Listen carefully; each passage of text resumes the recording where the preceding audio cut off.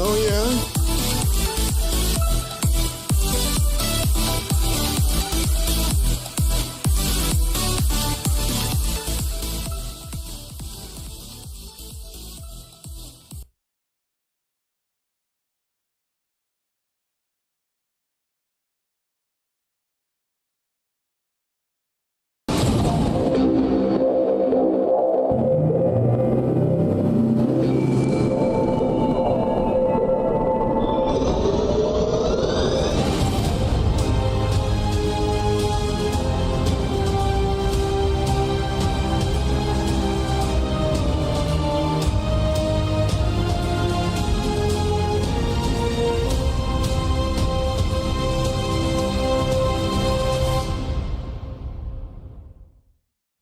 Hello, everyone, and welcome into round 3 of the 2024 Race Factory Gaming Grand Prix Championship here in MX Simulator. I am Kellen Brower, and welcome to Start Your Systems TV for the third round of the series. We are back for the Grand Prix of the Czech Republic, or Czechia, depending on how you choose to go with naming this nation. Lock it. It is one of the better tracks on the schedule, I feel at least. It's got a lot of elevation change, a lot of really kind of cool European style designs to the layout as well. So really keen to see the action here tonight in the Czech Republic. We are going to get racing started pretty quickly here. We're already 2 minutes past the hour. I still got people trying to send me skins, even though it is already time to go racing here this evening. But thanks everybody for joining us. Hopefully, whether you're with us on Twitch or whether you are with us on the description says still for Southwick. Oh yeah, why did it do that? Apologies. I will work on updating that while we continue going on through the stream. Let's talk about qualifying though real quick. Let's get into this real quick for just a minute and talk about qualifying for tonight. Looks like Seth Shirley is here this week and he has gone fastest at a 1:32.609. Bodie Parker, Braden Carter ran a 1:33.5. You can check it out as a YouTube short, about 60 seconds of it at least, up on the YouTube channel right now. Frank Jackson, Colby Eaglin, Evan Holt, all there in the mix with those 33s, 34 for Holtzy. But time's close in this GP class, as Thickboy letting me know Partolo banned for this round. So unfortunately, Austin Partolo catching the dark side of that as well. Yeah, so that is qualifying. Looks like we will probably have a consolation race this week. 48 people ran lap times. I'm surprised that we still are having these consies and GPs, but cool nonetheless. MX2 class. Seth Carr has been dominating this class. He has swept all 4 motos thus far and goes fastest by almost 2 whole seconds. Colin Holden, Bertram Hansen, Alec Horn, and Braden Tharp inside of the top 5. But yeah, I was talking to some people before this, and we were kind of gambling on how far Carr is going to win this thing by, because he has been pretty ridiculous in this series. We got 54 people running laps here in the MX2 division. So yeah, again, most likely we'll have some consolation races. Let's talk about our standings. Like I said, Seth Carr perfect through 4 motos, 26 points up on Partolo already in the championship, and Partolo is allegedly not here tonight. So with no Partolo here, it's actually a 45-point lead in the championship, as Carr in 3 rounds has already really established, or 2 rounds really, has already established himself as the clear front runner of this championship. Only a 10-round series, so 20 motos to get things done, and probably on his way to wrapping things up early if things continue in this manner. In the MXGP class, it's close. Colby Eaglin up by 2 points over Braden Castellaneta. Tyler Lang only 5 back, so a very, very fun championship fight in the MXGP series. Lang, of course, the defending champion of this championship and winner last week at Trentino in northern Italy. Leitzel Shirley holding on to the top 5. Seth Shirley looking to bounce back this week and maybe get in the mix for a Grand Prix win. We'll take a look at this racetrack here real quick, as I am going to try to quickly update our live feed here so that it matches up with what it's supposed to look like. But this track here, a lot of fun for sure. Like I said, a lot of elevation changes, a lot of, like I said, Euro style kind of things. The jump back onto the start straight feels super European to me, because it's like coming out of a gully and then jumps up into the first corner. And then the rest of the track really up and down. We'll maybe jump on board for a lap here in just a minute, show you guys some of the stuff if we can get this updated in time. But yeah, like I said, this is always a really cool racetrack. One of my favorites on the Grand Prix schedule, no question about it. And yeah, so we're going to have a consi. Let's take a quick look if we can at this track. Maybe get a little bit of a lap in, but I doubt it. I think they're going to restart it for this consi in just a second. First turn is tough, though. Uphill into a left-handed 180, really tricky to get it right. And then right out of it, you got to carry speed through these rollers. Triple to this outside line. Seems like everyone's going to this big berm right here. And if you get this berm clean enough, you can triple up to the top of the hill right here. Go to this outside line right here, and then jump back down the hill. Land on the gas and carry speed all the way through this gully up to our Race Tech finish line jump. And then a lot of options here. Some guys will go to this roller, go to the inside, which means you miss the roller on the exit, and then you can launch off this guy further down the hill. Some people choosing to try to double off the top of the hill and do a couple different options there. From there, you can see the rest of the track goes back up the hill again past the mechanics area, kind of in the middle of your screen there, turns right, and then some ups and downs on the right-hand side of the screen. Bottom right-hand corner of your screen where that track goes off that tabletop and goes into a right-hand 90 is actually very, very downhill. It's tough to kind of see it from this perspective, but that section of the track is so far down compared to the elevation of the rest of the track, and that's actually right next to the city of Lockett in the Czech Republic where that corner is. There's a small river that runs right beside that over a little bridge, and then you're basically in downtown Lockett. All right, so 250 Consolation Race looks like we are just about ready to go. We're getting the lineup check out there right now, so we'll get the graphics up on screen for that. Let me know if this is too loud or anything along those lines, trying to make sure that we keep our sound levels A-okay there. And like I said, I did update the YouTube channel, so hopefully that reads correctly now and people will be able to see that, or just see the YouTube chat over here. I think we're good. All right, let's go 250 Consolation Racing here at Lockett. Zach Adams 999, I don't know who that is. Cody Wells, Owen Adams, Dylan Gatlin, Tyler Valentine, Tristan Judd, Kobe Boubier, I think is how you say that. Boubier. Gas Productions, all fun. I forget his real name, but this is Austin Faulkner's guy right here that does the all fun vlogs for him. And Gas Productions, I mean, also a great videographer as well. So cool to see him out here doing some motos with us tonight. Evan Vanderkoy, Seth Devers, John Davis. There's actually a decent handful of people in this race. So there's a healthy amount of riders going to the line in this class, and certainly setting us up for a fun consolation race. Thanks everybody who is tuned in so far tonight. About half of you on YouTube, the other half over on Twitch. And if you have anything you feel like chatting about between the motos, would love to chat. We keep it loose here on the Start Your Systems TV program. Here we go. 30 cart is sideways. Revs are up. 4 laps to determine who makes the motos. We are off and running. A lot of everyone on the KTM dyno in this one, and skins that I do not have. Evan Vanderkoy gets to the corner first. He's going to rip the whole shot. So it is Vanderkoy getting off to a good start right there. Zane Durrell, Aiden Baker, and Dylan Gatlin, 1, 2, 3, 4 to kick things off as everyone jockeys for these early positions. We also have Cody Wells getting up in the mix. He's down the inside into 4th there. Up and over the finish line jump here on lap number 1. So it's actually kind of a 3-lap race because you really only go about 3 corners before you cross on. Oh, and these guys launch off the top of the hill in a big heaping pile. That must have been some lag involved right there because the way that those guys interconnected with each other, weird crash. 999, John Davis, Cody Wells going down heavy off the top of the hill. And that certainly split up the field quite a bit here on this opening lap. Vanderkoy now from Durrell, Baker, and Owen Adams into a transfer spot here. So good luck for some of these guys speeding 1-2-1 here. Aiden Baker getting a good position, and now Adams is closing up on him in a fight for 3rd. So Owen Adams doesn't want to be on the bubble spot. He's going a little long at the bottom of the hill here, but uses that outside berm to power up this uphill. Oh, mistake from Speed, and he gets hit, and Adams goes down. He hits him and goes off the machine. So Dylan Gatlin goes through into the final transfer spot there, and Kobe Boubier laying it down.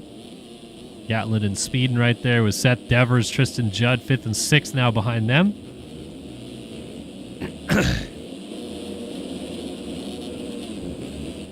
Well, as I was mentioning, though, the finish line is 1, 2, 3, 4-ish corners into the first lap, so this is more or less a 3-lap consolation race because these guys get that board real quick. As Speedin's off the track on the 1-2-1. Aiden Baker with a mistake right there. Dr. Do Racing backing him, but not going to back that move right there as he goes off the track. Seth Devers thought about a move on Dylan Gatlin, did not quite make it happen, so they'll funnel back in line. Devers certainly would love to make a pass if he can. Aiden Baker is hanging tough with these guys, and then Tristan Judd right behind them. Devers is in that final transfer spot, so he's eager to get into third and off the bubble position. Going to try to make this outside line work. Seems to be the good one if you can get down there and power up the uphill. Looks like he's made that pass. Devers into third. Gatlin now drifts back to fourth, and Tristan Judd just got around speed, and he's into fifth. Speeding off the track in the background. Looks like he may have gone down. Judd in and out of the hay bales on the inside. Pretty close. Outside to in, perhaps. Good blocking there from Dylan Gatlin. Not able to get it done just yet. And then Kobe Boubier back there,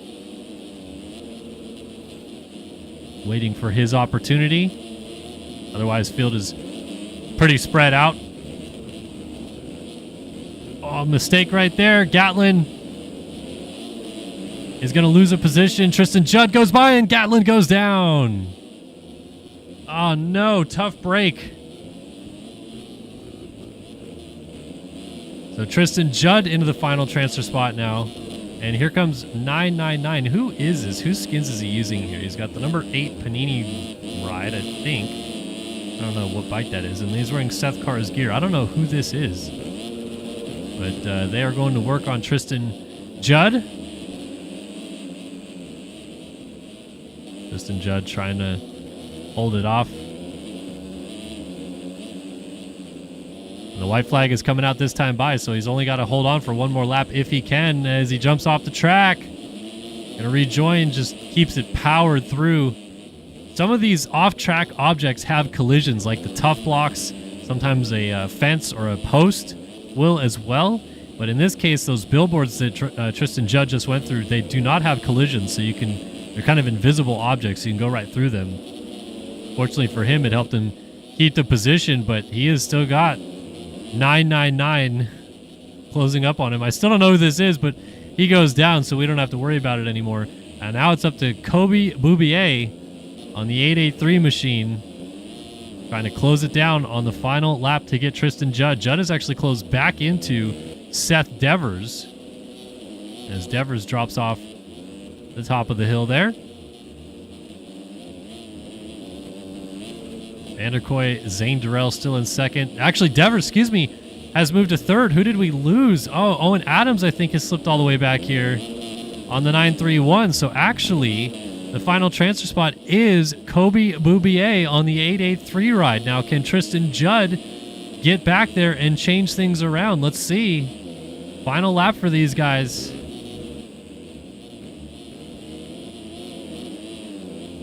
Just got to hold on for about 4 or 5 more corners if you are Boubier in this position. Launching out onto the start straight. Going to go to this middle rut and take the main line. Looks like it should be good to go. Vanderkoy, 360s across the line. He picks up an easy win in the consolation race. Kind of surprised to see him here in the first place. Zane Durrell looks like he's going to be second. Seth Devers third. Boubier is trying to hold on. Here comes Tristan Judd. Boubier jumps off the track. So does Judd, but Judd goes down. And Kobe Boubier is going through to the motos. And he looks chuffed to bits about it. 999 going home early. Owen Adams, Tristan Judd, John Davis, Cody Wells, Tyler Valentine, Zach Adams, Austin AF55 Frank, Slowy Films. What? Kind of random. Why the dash AF55? Like, I get maybe it's his nickname. Gas Productions goes home early as well. Speeding, tough night for him. Dylan Gatlin had a crash. Looks like he ended his moto early.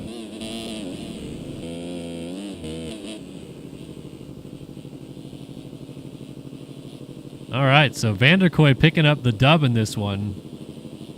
No surprise he ended up in this consolation race, but nonetheless, he's made it through, and good on him for it. Just about to check something. Let's see.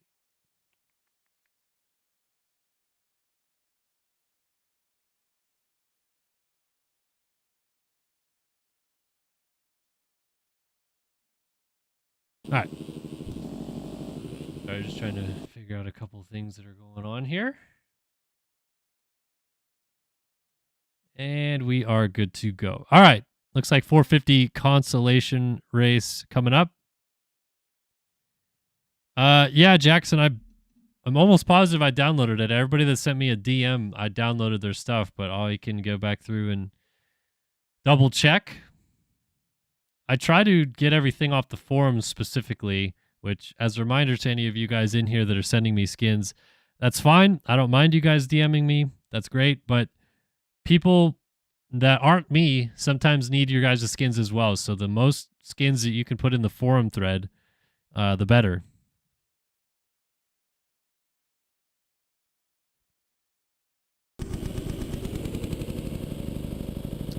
All right. Whoops, I did 250 Moto 1 on the graphic. That was my bad. It was meant to be Consi.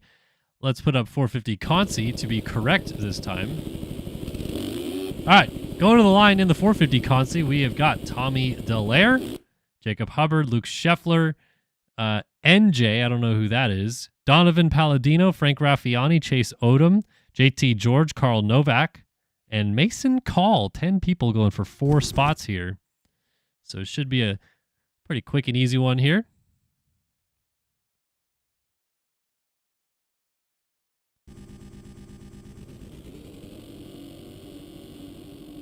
Interesting to see where people will sort of spread out on the gates, try to get a good start. I think, where's Hubbard? He's probably way somewhere different. Yeah, look at Hubbard.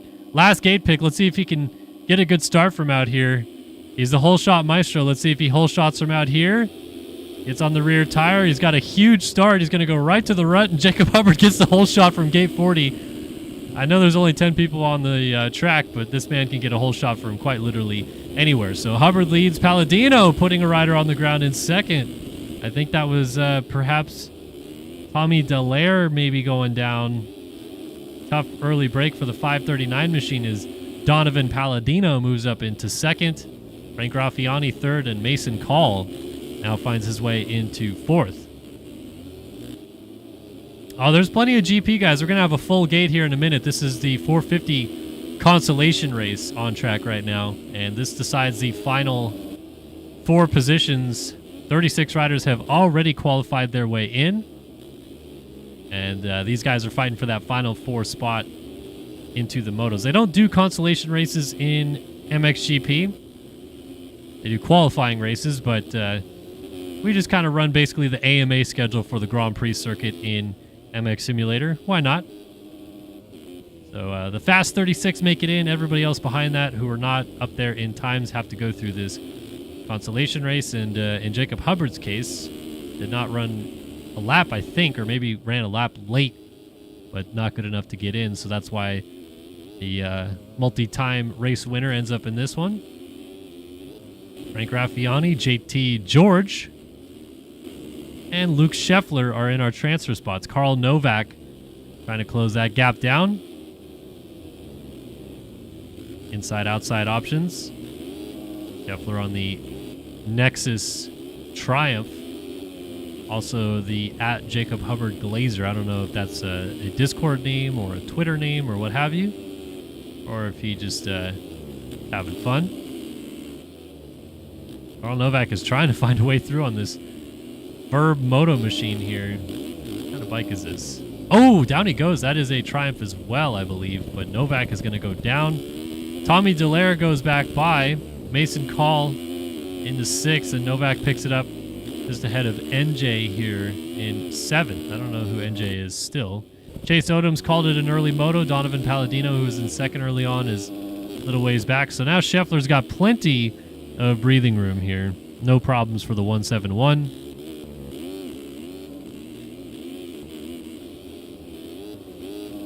Change for the lead by the looks of it. Hubbard has warmed up his arm and thrown it away. Frank Raffiani of Spink goes to the front.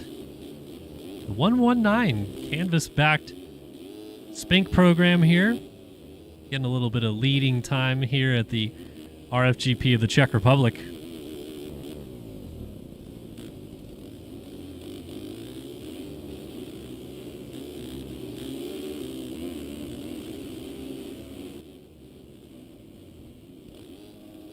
Raffiani over the top. JT George, then Hubbard slips back to third. Scheffler in fourth. Tommy Dallaire is on his horse, trying to close that gap down and get up there to the rear fender of Scheffler. He is bringing with him Mason Call as well. He's on board with Tommy Dallaire, 144.9 last time through. Short racetrack here in Lockett.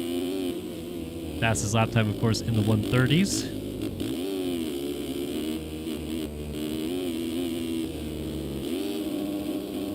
Keen to see with the short lap times plus 40 riders on the gate how brutal this track gets, as Mason Call is going to make the pass on Tommy Dallaire. Does Dallaire go right back after him? He does, puts him off the track. And Mason Call goes down, but so too did JT George out of second. Raffiani now leads from Scheffler, Hubbard. Actually, Hubbard just went by Scheffler to get back into second, and Dallaire is now into a transfer spot. JT George, Carl Novak outside looking in.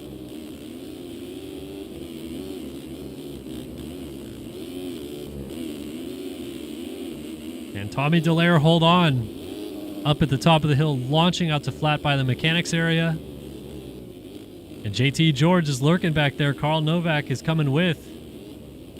And these two might try to work together. Oh no! Tommy Dallaire goes down out of fourth place.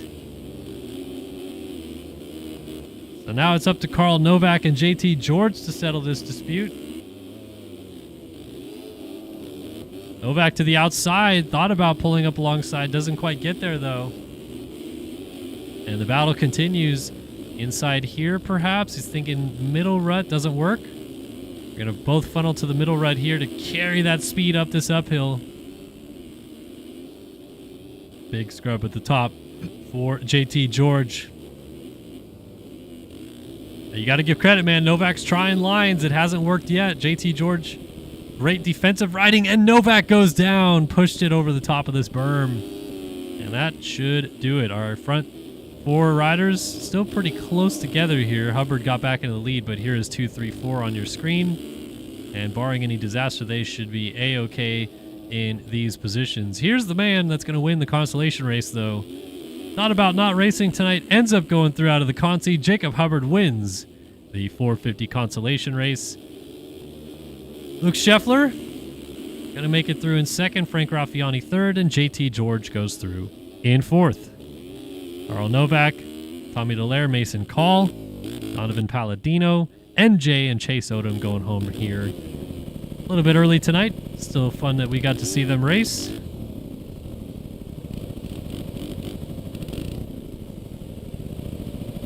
They'll be a little bit disappointed, but all right, man, sometimes it happens that way.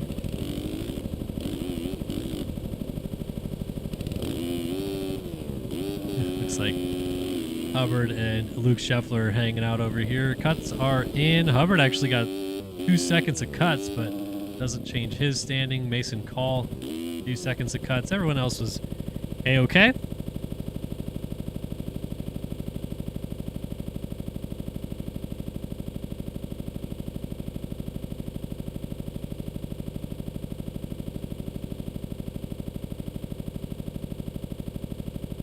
The glazing? What do you mean the glazing? Come on, Luke.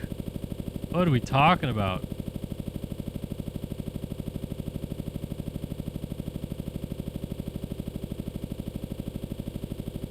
Oh. Oh, I see. That's why you're on top of Hubbard, because you're glazing him over there. That makes sense. I was rather confused. All right. We only got 36 people over on Twitch. Do you guys want to do you want to bet any channel points, or are we good tonight? We good to just chill down? Z Dicey, not a fan of this track. Whose shots fired, Holtzy? Let's give you guys a rundown of 250 Moto number 1 coming up, which is also MX2 Race 1, for those of you keeping track at home. Going to the line, we have got Dylan Dallaire, Joey Bradstreet, Caden Speck, Colin Holden, Bertram Hansen, Lucas Arriagada, Xander Brion, Race Cobble, Killian Ortiz, Jack Gatlin, Jeff Cooper, Jackson Vick, Jax Lindsay, Seth Devers, Alec Horn, Max Wilczek, Seth Shirley, Carson Bolin, Tucker Zimmerman, Blake Cox, Nick Niles, Tyler Blowers, Emmett Sund, Austin Schaefer, Ty Maytom Jones, Harrison Gafford, Alex Zellner, Evan Vanderkoy, Zane Durrell, Braden Tharp, Evan Runzeville, Kobe Boubier, Seth Carr, Ryan Swanson, Ben Nerona, Ollie Cruz, Race Cobble. Missed a few in there. Wyatt Grant, Maverick Snyder. You guys got it. You got it.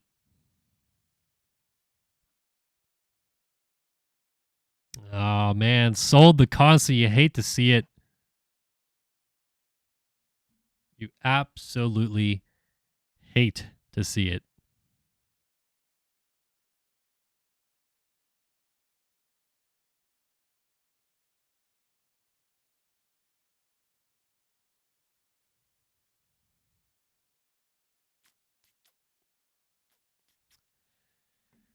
All right. Who we got in this one? Let's get a Design Lab Co. whole shot pick going. Let's see. Is it ridiculous to bet against a Panini Motorsports rider? Probably. They're pretty damn good off the gate last week. I like Tharp for the whole shot pick. Obviously, Carr is going to be really good as well.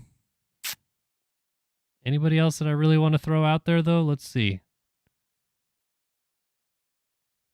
No, I'm going to go Tharp. Braden Tharp. Design Lab Co. whole shot pick for me, at least. Curious what you find people watching at home might say. But at least for me, I will go with Braden Tharp. And we're set to go racing here.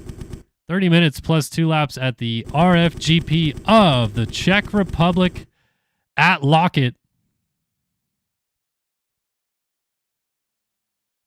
Buckle up, buttercups. It's go time in Czechia.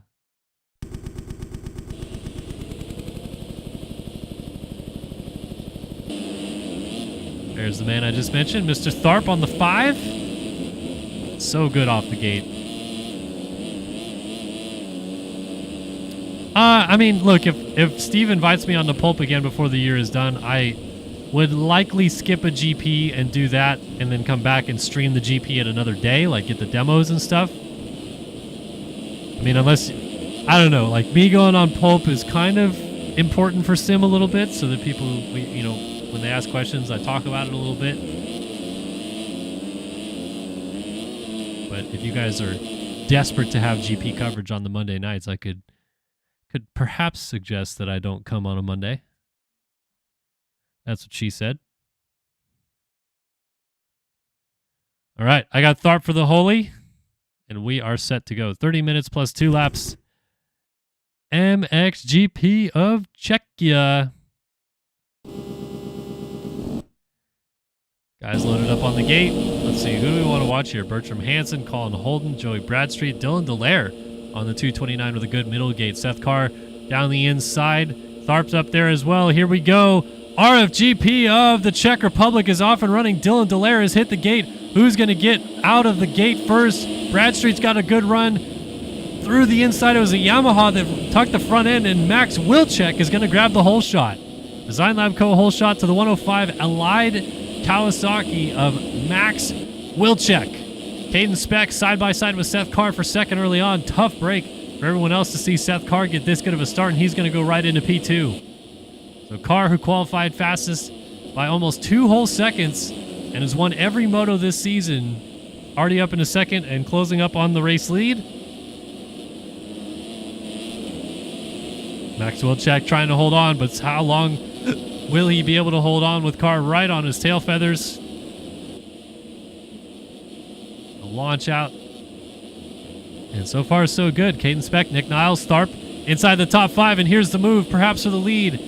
Wilczek's going to try to hold this inside. Let's see if he gets there. He does, and he puts Carr on the ground. Carr was a little bit perhaps overzealous, not realizing Wilczek would try to force the issue on that rut, and it's going to cost him big. Big shout out, by the way, to Nate Fade for the Prime sub. Thank you so much, Nate Fade, for the support. Welcome to the membership lounge. Back to the action here, though. Max Wilczek has got the lead, and Seth Carr has got his work cut out for him. Boy, oh boy, what a turn of events that is as he drops down outside of the top 15. Wilczek, Caden Speck, Nick Niles, Braden Tharp and Ben Nerona. Apologies for the ads for those of you watching, but I do actually need a little bit of the money for streaming these. I'm sorry, I just do. So we got to run ads every now and again, unless you wish to subscribe, and then you can get ad-free watching.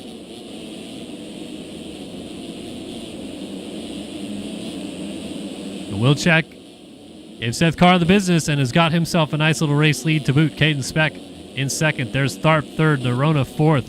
Emmett Sund rounds out the top 5 ahead of Nick Niles in 6th, Vanderkoy 7th, Brion 8th, Lindsay 9th, and Zimmerman rounds out the top 10. A mistake right there for Tharp. He goes down and slips back to about 12th, 13th position, side by side with the 41 Unity TM Factory Racing Machine of Jack Gatlin. Look at this close fight going up the hill through the mechanics area. The 50 of Race Cobble also right there. Alec Horn right in front of them on the 31, Tucker Zimmerman. So many of these allied Kawasaki's up here. And this is a terrific fight. Look at all the different lines being used. Some doubling up to this inside. Tharp actually takes advantage. Maybe gets a 3 for... Oh, and Zimmerman takes his teammate out with a little bit of a swap down the hill right there. Tharp just made 3 or 4 passes at the top of the hill. And Horn fighting back, gets back by him. These guys are fighting right now for the 8th position, actually 7th, because Xander Brion on the 762 Minecraft Honda is up there with them. Oh, little dualies in the background. Good stuff, man. This is great racing. Look at how close this fight is. Oh, Gatlin lands on Horn. Horn tried to check up and not land on him. Or get landed on, I should say, as Jax Lindsay lays it down.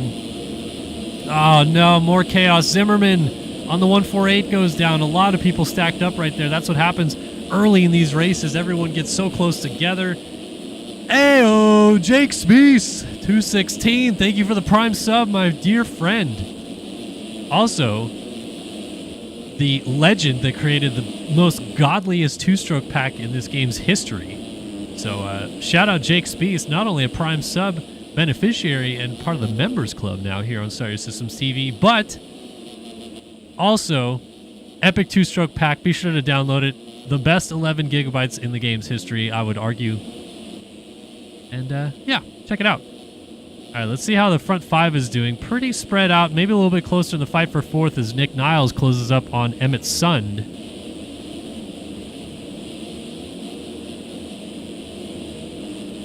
Vanderkoy right behind Niles. You can see him there on the 80, or the 65, I should say. It's 86 in national competition. But how about Vanderkoy straight out of the Consi? Oh, down goes Caden Speck. And Speck was up there battling for the 3 spot. He's going to slip back to 8th, 9th. Oh, another crash back there. Looks like that was maybe Jax Lindsay that went down, or Tyler Blowers actually, perhaps. As Dylan Delaire just moved up into the top 10 on the 229. Dooley's back there. Kind of tossing with Ollie Cruz. DW, Darrell Waltrip out here. Oh, that's tight right there. A double to the inside versus the roll, and still protect the inside. Got to be careful with those maneuvers. So update on Seth Carr on the 38. He is in 17th now, 16th place. And you can see how tight-knit the pack is still. So that's the good news for him, is that he's not actually that far off the lead group still. As a mistake there for the 762 of Brion allows these guys to go by. And oh my goodness, Ollie Cruz has just been duking it out with Caden Speck for the better half of a lap here at this point. And finally makes a pass into 8th as he sets his sights on Race Cobble up the road. Can't speak English today. Not very good for an English broadcast. Nick Niles jumping the top of the hill, trying to get up alongside the 31 of Alec Horn. Not able to do so just yet. They're also hot on the heels of Evan Vanderkoy, who's moved up into the 4th position. Ben Nerona just laid the fastest lap of the race down in 2nd. Was catching Wilczek, then slipped up. He's now 7 seconds off the lead, so this is still probably our closest fight here, 4th on back. It's Wilczek, Nerona, Emmett Sund, Evan Vanderkoy on your screen here, and Alec Horn inside the top 5 to start things off. We are 6.5 minutes through a 30-minute plus 2 lap first MX2 race of the evening.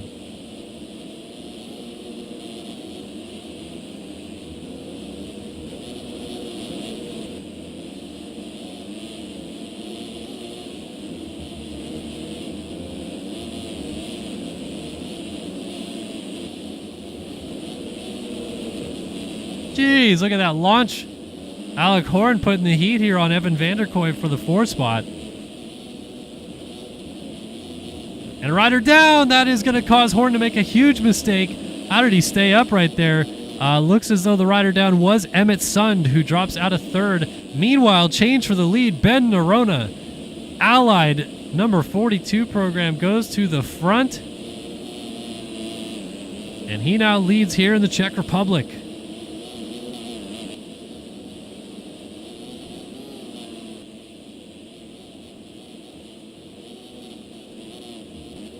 So Ben Nerona takes over the race lead from Max Wilczek, Alec Horn, Evan Vanderkoy, and Race Cobble now inside of the top 10.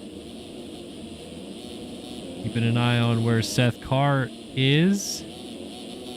And he is still in 19th, not really making as much progress as I expected. So perhaps the 1-1-1-1 and done is on the cards here for Seth Carr, because he's not scoring good points and still has a lot of work to do with 22 minutes left to go in this race. But Nerona is pulling away at the front. We have lost Wilczek. Now moving up to second. Alec Horn bringing Evan Vanderkoy with him. Wilczek slots back right in front of Ollie Cruz. So you just saw 2, 3, 4, 5 on your screen.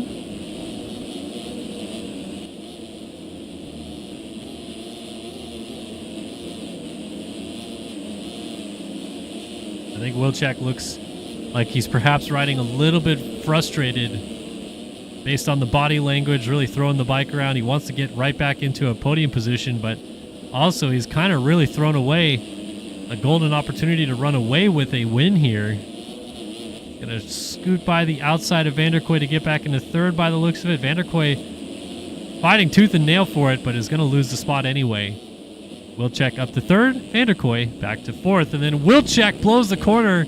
That's kind of what I was talking about with the maybe pushing the limits a little too much. And now he loses 2 spots. He's back behind Ollie Cruz and slips to 5th. You got Niles here in 6th, Brion 7th, Blowers 8th, Race Cobble 9th, and Jax Lindsay rounds out the top 10. This is a good fight, though. 7, 8, 9. Xander Brion on the Minecraft 762 holds a position. Blowers, what a save. Might lose a spot, though, and will as Race Cobble goes by.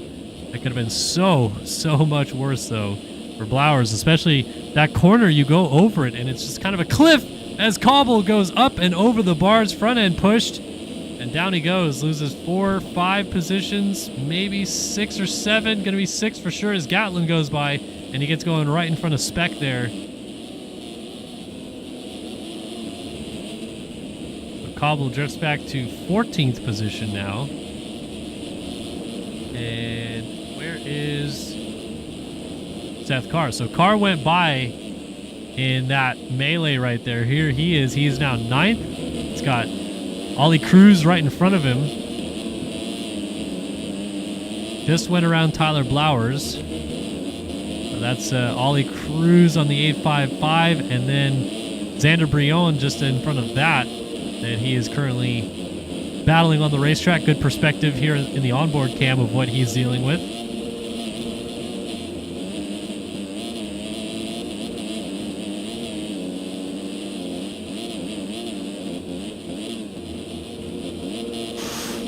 Ollie Cruz and Brion crossing up in front of Seth Carr right there. That was a little bit nip and tuck, but they're all right. 23-second deficit to the race leader right now for Seth Carr, so perhaps he spoke too soon. He went from 18th to 8th in a hurry, and he is on the move right now. 37.7, 36.6, his best lap, of course. Brion jumps off the track. Carr is trying to go down the inside, but Brion rejoins. And Carr uses a line no one's really been taking and makes it work. Is going to get the pass down on Xander Brion. Still right behind Ollie Cruz. Going to try to use this inside rut right here.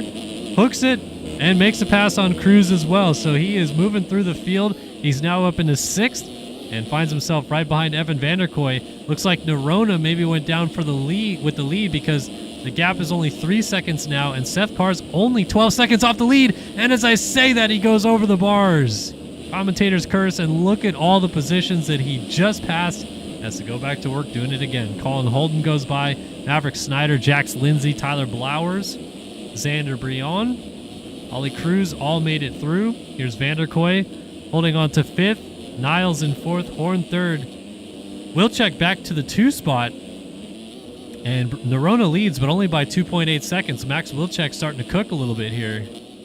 Let's see what the lap times are this time by. Get a good reading at where this race currently stands, because Nerona certainly crashed away a good opportunity to pull away. 49.4 last time by. And Wilczek lays in a 39.1. So obviously a fall-off crash for Nerona, but Wilczek back into the 39s is a good sign for him. Niles goes 40.9 for his best lap of the race and moves into 3rd place along with it, as Alec Horn looks like he maybe just went down after the finish line jump. Slots back to 6th. Carr has the fastest lap of the race at a 36.601 and currently runs in the 10 position. But Wilczek is getting back after it here.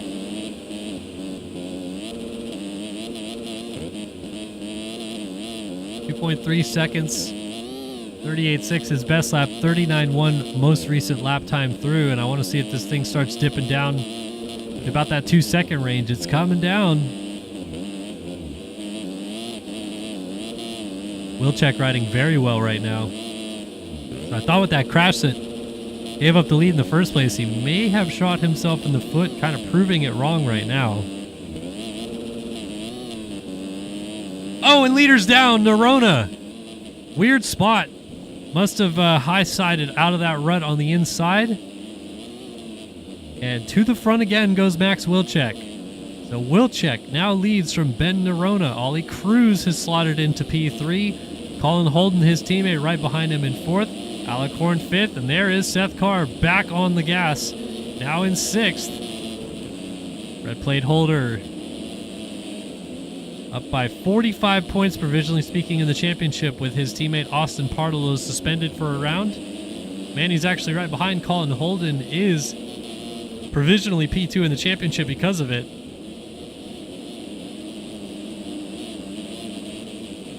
Oh, Holden. Quite literally holding on to it, and that's not going to work. This is the finish line jump. He's in a bad spot right there. Got to be careful for a lot of these guys landing, trying to avoid him. Oh, the 58 machine. Tough break right there for Maverick Snyder. Nowhere to go. Hits him and goes down. Holden fortunate to pick it up still in 11th, but that certainly cost Maverick Snyder quite a few positions. Back to our fight for 3rd. Seth Carr on Alec Horn, and Ollie Cruz is going to go by Alec Horn into 4th. And suddenly he is back in a position to challenge for P3 on Ollie Cruz.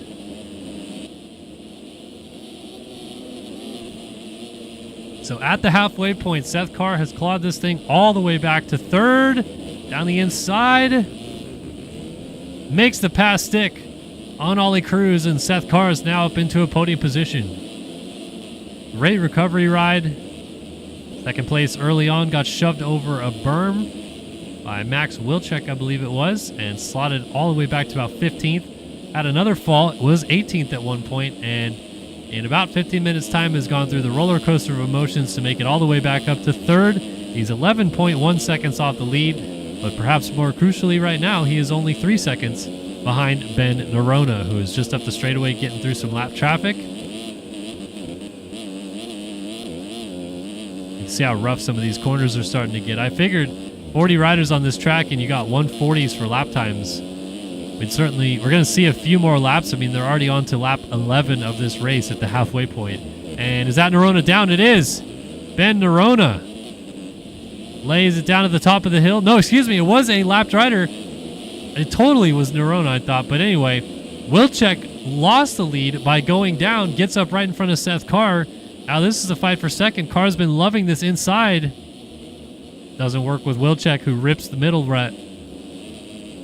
And this is the fight for basically the lead now. Here is Nerona in the race lead. Wilczek 2nd, Carr 3rd. And wouldn't you know it, we ended up with a little bit more of a race than we expected. Nerona down at the top of the hill, front end tuck. Wilczek back to the lead. It's been a yo-yo situation at the front. And Wilczek goes down. Carr goes down with him. They're both off the bike. Through into the lead, I believe. No, Ollie Cruz goes down. So Carr actually crashed and is still going to pick it up in the lead. weird sequence as Wilczek and Nerona suddenly, all three of them went down, and Carr, in his sequence of crashing, has taken over the race lead. Fight isn't over yet, but Seth Carr is finally up to the front of the field. And these guys have certainly found a way to throw this away, because this is going to be one of Seth Carr's worst laps of the moto, and he still found a way to take the lead while doing it. Little mistake, though, is going to cost him some time, and these guys are going to swarm him. Nerona takes the lead again. Wilczek is trying to force the nose in there and is going to pass him. Wow. Mistakes from Seth Carr. A little rare to see him after he gets the lead. But he slots back to third. Ben Nerona back to the race lead again. The two Allied teammates are 1 and 2 as Carr makes another big mistake. I know that they are not on the same machines, but they are both on the Allied program.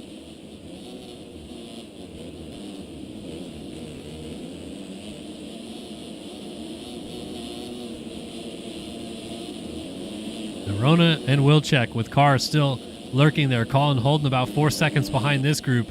Amazing that for all the ups and downs the front three have experienced, there's not really anybody else that's gotten close yet. Oh, Carr down out of third.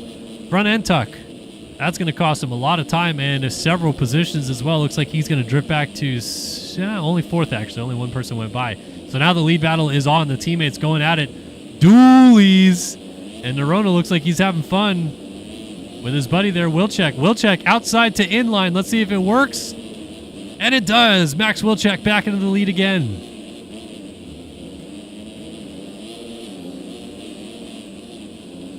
This race has certainly provided quite an up and down situation, as Wilczek has led this race now on 3 separate occasions, I believe. Nerona and Wilczek playing musical race for the lead. Seth Carr momentarily had the lead, still has not led a lap of this thing. But now that he's picked it up in fourth, he is going to get back after it and try to reel this group in. Excuse me, so it's Wilczek, Nerona. There's Colin Holden in third, Seth Carr in fourth, and then a rather lengthy gap back to P5, which is still Jax Lindsay on the 111 ride. Putting in competitive lap times too, but about 12 seconds behind in this situation. Nerona trying to get Wilczek for the lead. Wilczek shuts the door, doesn't want any part of that.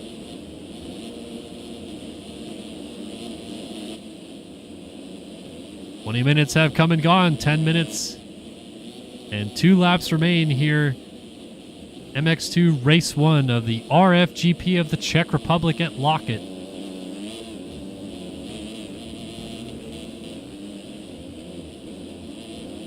Oh, look now, but Colin Holden is creeping into this battle, and he's putting some heat on Ben Nerona for second. Colin Holden, the digital worldwide 275. Going to make the pass for second right here, I think. Nerona, a mistake. And another mistake. Did he go down? He did not fall off the bike, but he did slide out. Here comes Carr. The outside, and Carr will complete the pass to go into third. And down was Holden just after he made that pass. He lays it down. Can't catch a break right now, the 275, just as he had finally figured something out. He goes down again. Methinks this is going to be a really good lap for Seth Carr, though. Trying to change up his lines because that outside has gotten too rough. I still think this is a pretty good one. 5.7 seconds behind Wilczek, 38.5 to a 40.1, so about a second and a half faster.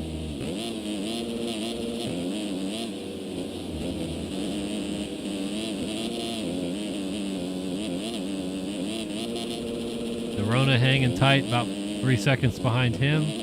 And it's Holden, Niles, Bertram Hansen, Race Cobble, Alec Horn, Jax Lindsay, and Evan Vanderkoy inside of the top 10 positions. As we work towards the closing stages already of Race 1.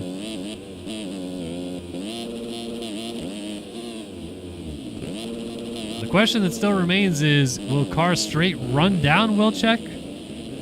Or will there be a mistake that changes hands, or is Wilczek going to get on his horse a little bit here and start pulling away? Doesn't seem like that's the case, because it's now down to 3.3 seconds as Wilczek is hitting the back of some lap traffic. That's not going to help his case either. And that's not going to help either. A big mistake.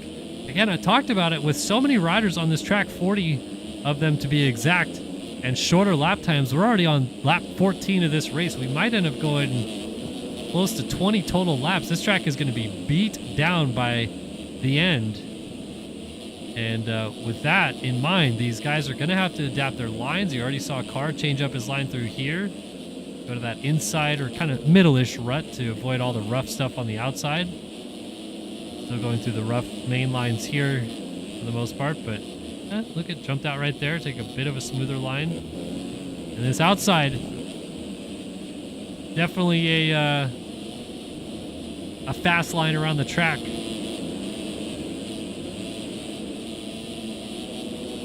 All right, here we go. Fight for the lead is on, and Wilczek hits a lapped rider who's on the ground, and that's going to cost him the lead and more because he gets back on and lays it over. Jeez, lappers are having a time back here.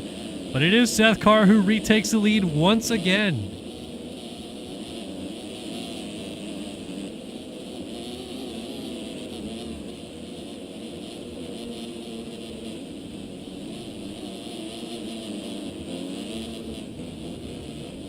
Not even sure who that was that they were lapping. That is Killian Ortiz on the 57 that Carr just lapped, and he is in 30th place.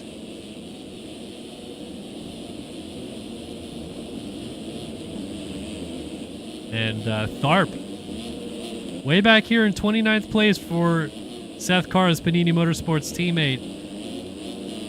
Again, another rough race for Tharp. So up and down. Some motos, he's fighting for the win. Other motos, he's doing that.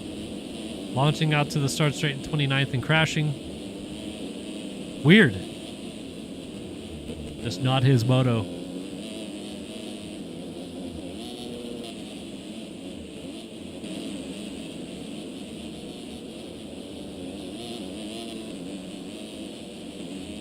At this point, it seems like Seth Carr might start running away with it now. We'll keep an eye on timing and scoring. Wilczek still second, Nerona third, Holden has hung on for fourth at the moment at least. Nick Niles, very strong ride in the top 5 for him. Evan Vanderkoy in 6th out of the consolation race. Race Cobble 7th for the Allied Kawasaki rider Bertram Hansen. Hot on his heels in 8th on the TSCC Productions Triumph, I think.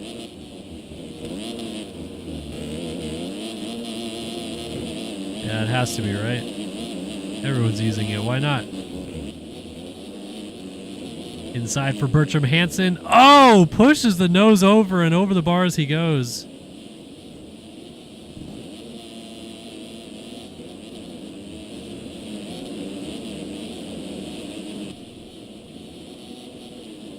Oh, it's a Fantic, not a Triumph.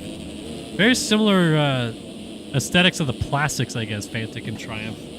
Although I feel like I should have the better understanding of those shrouds, because I feel like Bertram Hansen's shroud, I think it's just the black that's throwing me off, but you can definitely kind of see that Yamaha look-alike shroud, and then the rear plates. Yeah, that's a Fantic. Very, very Yamaha look-alike, but just that front plate looks a little bit different.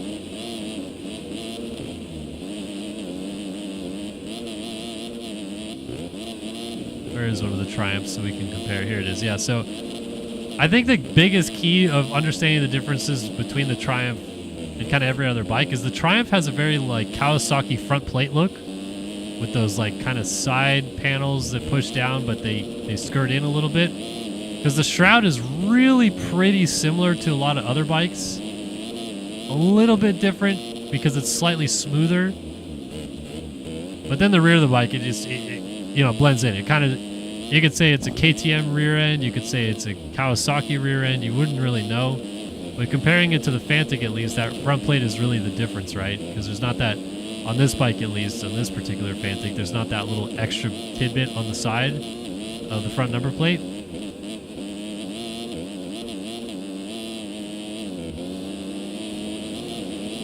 This is a gas all day long.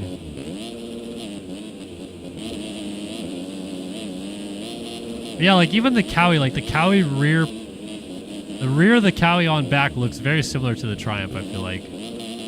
Very similar shroud pattern. Woo! On board with Wilczek just in time to see him over the bars, and Colin Holden's laying down up here too. And Ben Nerona just went down. So Seth Carr's got a 30-second lead. It's going to be a 40-second lead before long, as Colin Holden slots into second with all this chaos.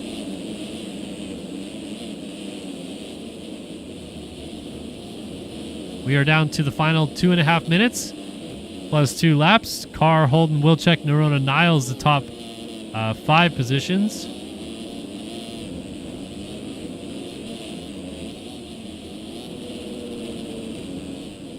Oh, Wilczek just slid it out and loses 2 positions, I believe. No, just 1. Nerona went by. Wilczek slips back to 4th. Not a whole lot of battling going on. That's just lap traffic there for Race Cobble that he's trying to go through. Nick Niles all by himself. Vanderkoy. There's Bertram Hansen. A few seconds back. Pretty close. Xander Brion in 9th, and Jackson Vick has clawed his way into the top 10. Good ride for the 135. So he's got Snyder, Jack Gatlin, and Alec Horn right behind him. That's actually, this is a good fight right here. Snyder down the inside, or getting pushed out by Gatlin, I should say, is Maverick Snyder. And now Gatlin is going after Jackson Vick for a spot in the top 10. But then he made a mistake, and look at Snyder try to go up the inside of Alec Horn. That didn't work. Got another rider down at the end of the straightaway up here. But not for position. That is for position, though. Jackson Vick laid it down and loses 3 positions in the process.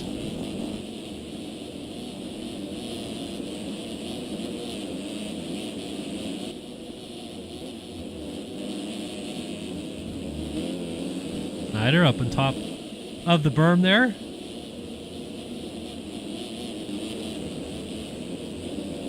Yeehaw, Jackson Vick was dancing down that hill right there.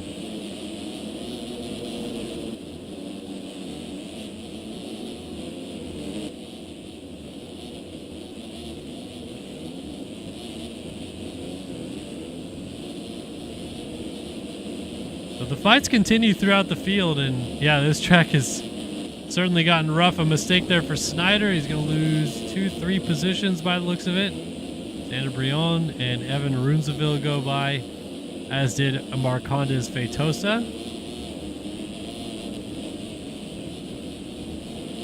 Alec Horn dealing with heat from Jack Gatlin as they work their way up the hill in the back. Dualies. That's a fight for 9th place right here. Horn has it. Gatlin would like it. Ideally, at least. Inside move, does it work? Nope. The main options around the track still just smooth enough as we crest past the 30-minute mark. And I think, yeah, Seth Carr had already checked in out front. I mean, Seth Carr has a 40-second lead. And remember, 15 minutes into this moto, which was only 15 minutes ago, he's in 6th or so.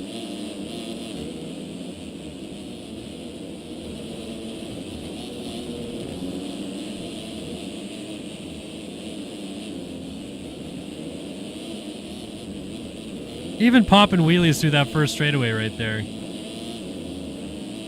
He's just cruising at this point. Oh, Holden. Mistake, and Nerona's going to go by. Ben Nerona takes back over 2nd place.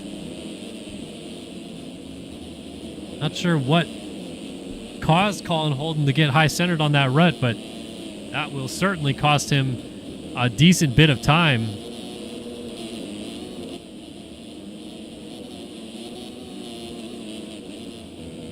Oh, now Nerona goes down. Oh, they just cannot stay off the ground, the two of them. And Holden goes back into 2nd. 45 seconds down of Seth Carr now.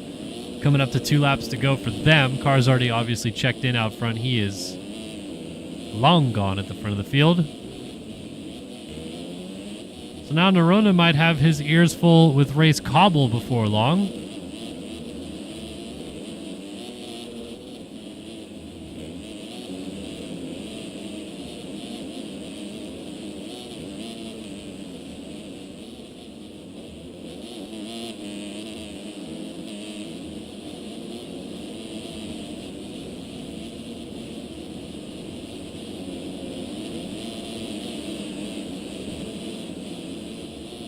This is going to be a good fight all the way to the flag, I feel like, for some of these guys. As look at that. Holden was down in second. And so the musical chairs for P2 continues. And these guys who at one point were battling for the win have completely gifted Seth Carr the win and a almost minute race lead. In fact, the white flag should come out in a few moments for Seth Carr. That's how far out in front he is. These guys are at the back of the track. Look at the upper right-hand corner of your screen. That lap 20 marker right now should click to lap 21 any second here now. And it'll be the white flag. There it is. White flag waves for Seth Carr out front. He did 49.6, so he must have had a fall. These guys are going to catch up another 10 or so seconds. Yep, there it is. Fell in this section by the looks of it, based on timing and scoring. It's all right, though. He's got a massive lead. No biggie there. Oh, Race Cobble down at a third. Caught the rut weird, and over the bars he goes. So Holden goes by, and is that going to be it? Yeah, those are not positions. That's lap traffic right there. So unfortunately, Cobble was knocking on the door for a potential P2. Might not even land on the box this moto because of that late crash. Oh, well, maybe not. Colin Holden just went down in third. So Nerona is back into the 2 spot. And the musical chairs continue. No musical chairs up front from the halfway point on, basically. This man right here, championship leader Seth Carr, has taken off and ran with this race lead. He's buried in lap traffic right now. Got around Feitosa, I believe, or Runesville, perhaps. He's lapped all the way up to 15th. And I feel like everyone else, if he gets a good start in the second moto, would be in danger. There you go. Okay, Seth Carr is trying to get out of the way of this battle. Let those guys have at it. Jeff Blowers, Jeff Cooper, all right there. Caden Speck. And Runesville getting pushed backwards. Is Carr going to let Runesville go? We're going to find out. Well, that's not a help whatsoever for Caden Speck. That might cost him several positions because now he's going to be lapped, and Carr ain't waiting around to get himself unlapped right here. What a first moto comeback, though, from 18th to the win. Seth Carr takes MX2 Race 1 here in the Czech Republic.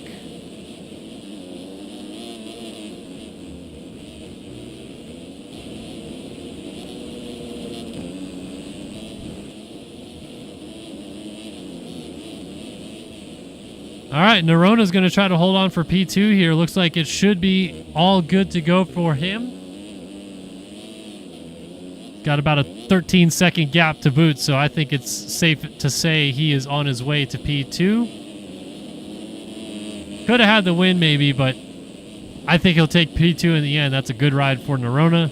And Race Cobble does get back on the box. Colin Holden could not quite hang on, and Cobble ends up third in Moto 1 race, or Colin Holden in fourth, and Nick Niles got pretty close to Colin Holden in the end. He will round out our top 5. Jackson Vick, what a good charge for the 135. He was actually down and outside the top 10 when we were watching him not too long ago. He ends up 6th. Wilczek slides all the way back to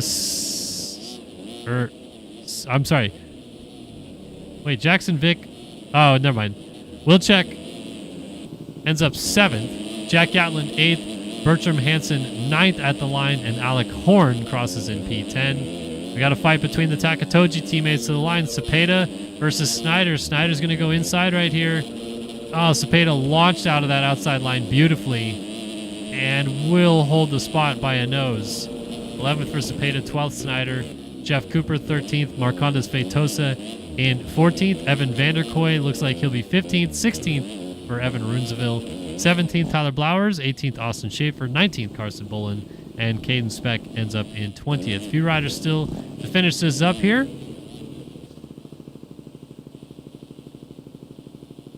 But I'm actually going to run and get a quick cup of coffee. I was kind of lazy-eyeing my desk there for a minute. But I'm going to go get a cup of coffee. I'll be back on the other side of this break with more action from the RFGP of the Czech Republic.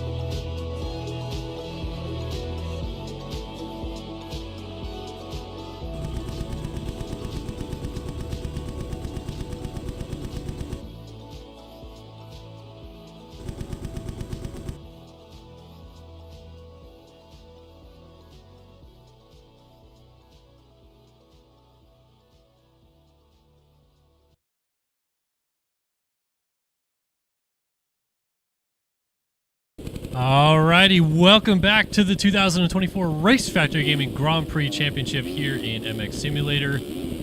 Moto 1 of the 450s coming up, coming at you, ready to go. MXGP Race 1 on the gate. Get you a quick Design Lab Co. hole shot. He's going to come from gate 37, but I'm going Jacob Hubbard. He ripped a holy from the outside of the Consi. I think he's got another one coming up right here. Let's quickly get through this running order, perhaps.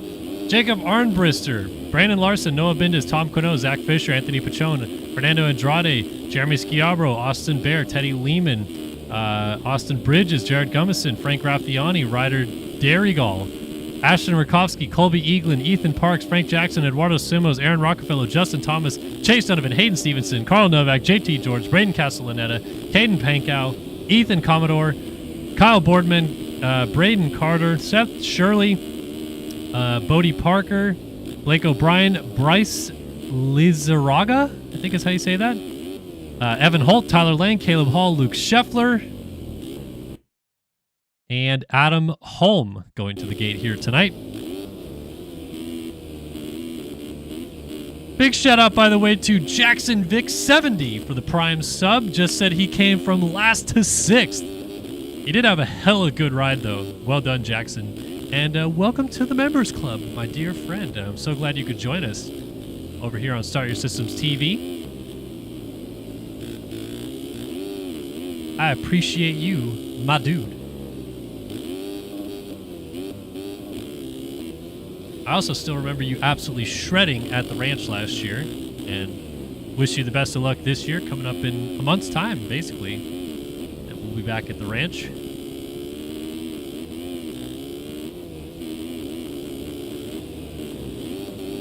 Good stuff.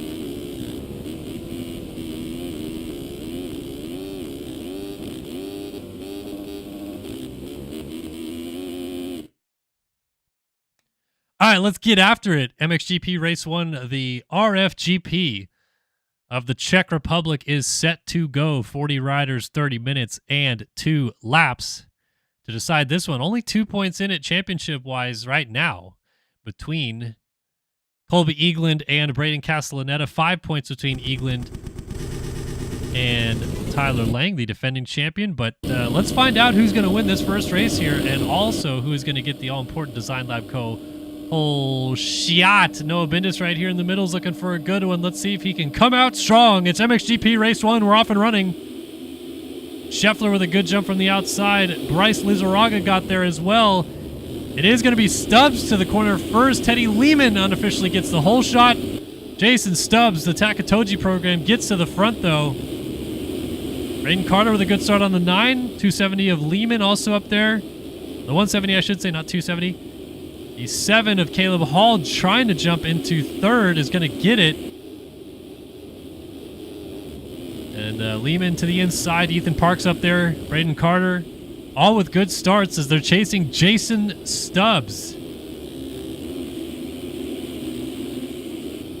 Hubbard is called someone else other than himself for the whole shot and then didn't race, so I guess he just made it out of the Consi and then let someone else go in.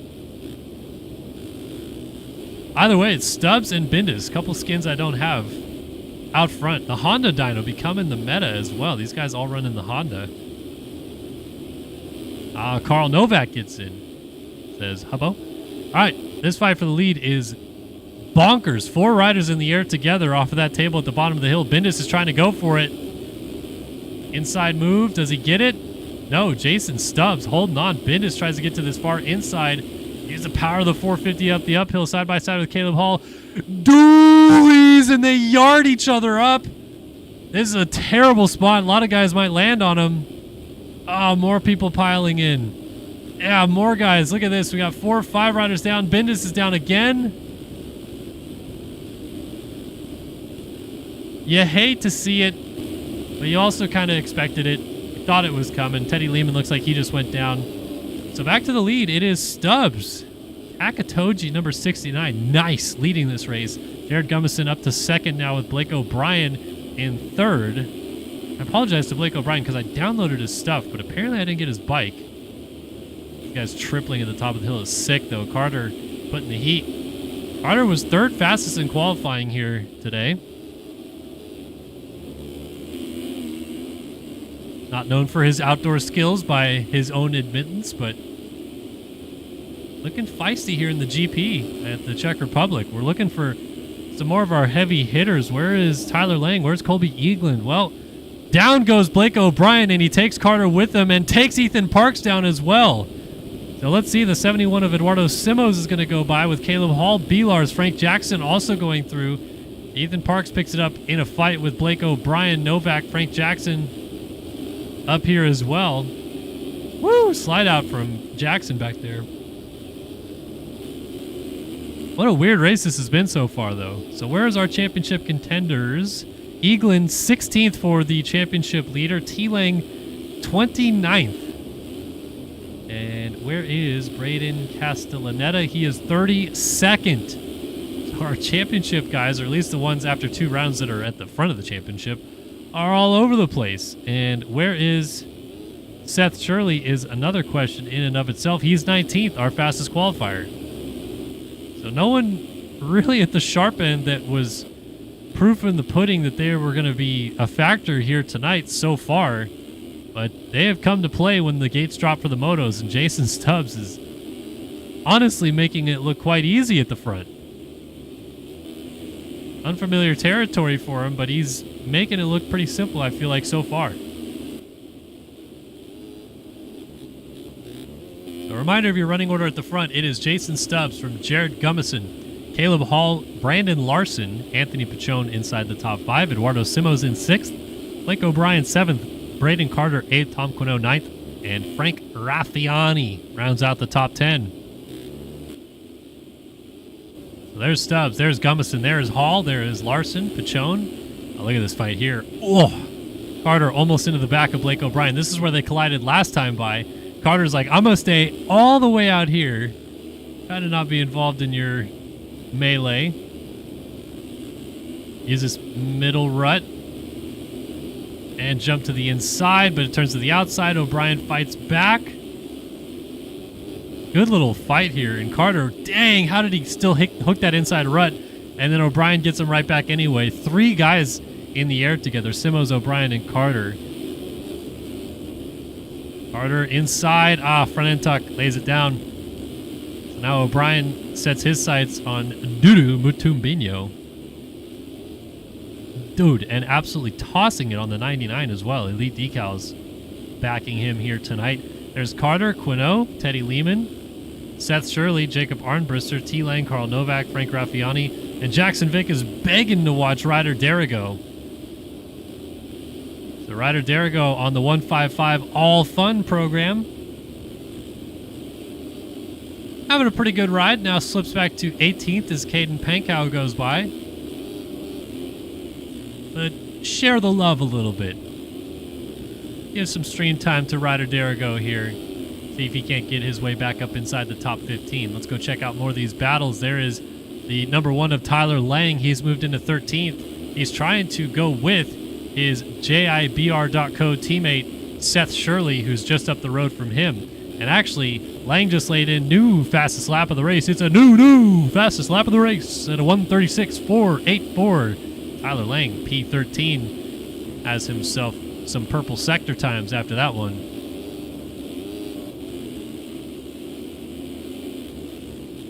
Still Stubbs, Gummison, Hall at the front. And it's getting tighter at the front, but trying to keep an eye on these guys as they charge their way through the field. Colby Eagland up the road. He is the red plate holder, so thank heavens that even though I don't have his skins, I do have the red plates on his bike because he's got an all-red bike. But Eagland currently holds the red plate and is going to see Seth Shirley and Tyler Lang on his tail feathers here before long. They are kind of freight training together. This is 9th and 10th on your screen. They're just behind Teddy Lehman on the 170. Eduardo Simos just ahead of them on the 71. Eagland's trying to get to the inside here of Lehman. Not close enough yet.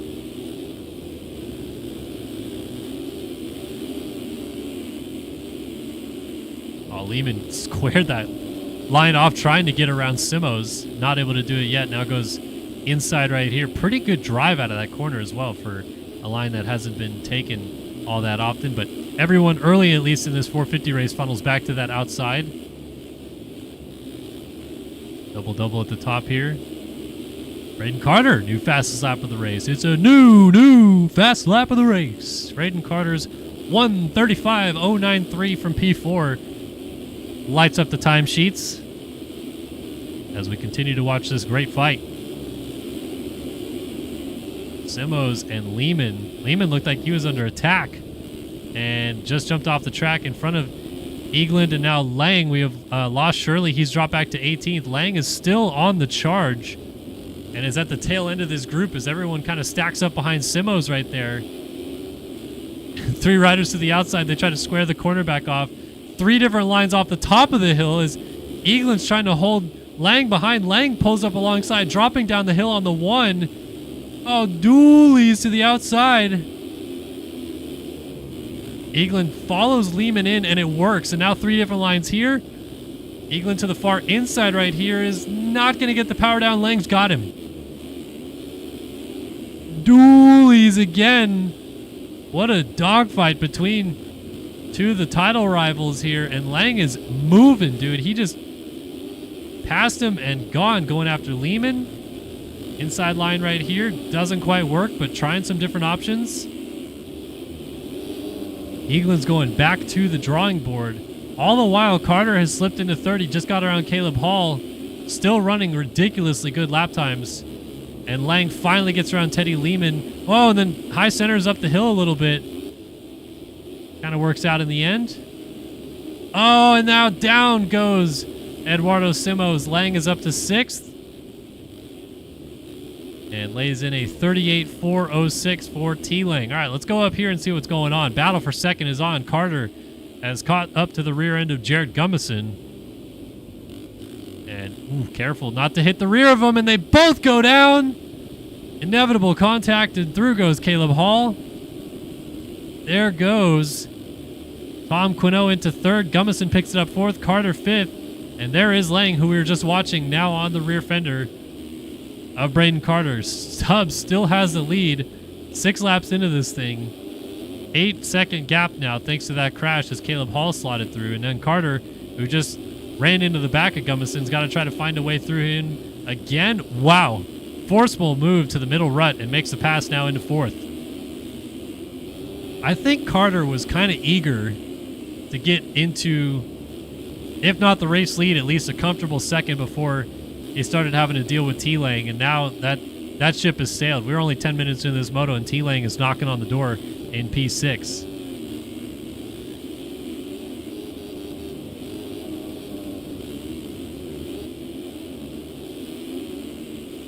Fastest lap of the race just got ran in P27. Frank Jackson back there warming up some good laps.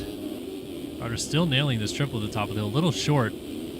But now starting to put the heat. Wait a minute. That's Stubbs. We have a change to the lead. Caleb Hall has taken over the point here in the Czech Republic. The number 7 ride out in front as he leads coming down the hill here on lap number 8. It's Hall from Quinault, Stubbs, and then Carter inside the top 4. Lang now moves up into 5th on the 1, and he's trying to put his name into the picture. Meanwhile, Tom Quinault, the RBT 815 Honda, the rider out of France, is going after Caleb Hall for the race lead. Still catching me off to see someone other than Alexis Leclerc run the 7. Caleb Hall's doing the number well as he leads here in the Czech Republic. As the fight for the lead goes on, the fight for 3rd is ridiculous. Carter, Stubbs, and Lang nose to tail right behind them. You're going to see them going off the jump in the background. There they are. Top 5 right now, separated by 3.1 seconds on the racetrack. And Lang might be the fastest rider on track in P5. As they come through here, you're going to see Caleb Hall, Tom Quinault, Braden Carter, Jason Stubbs, and Tyler Lang going by. That's how close they all are. Guys are going so fast through that first roller section, and Caleb Hall almost up and over the bars. Quinault is cooking. He's tripling to the top of the hill. Outside to in on Hall, not close enough.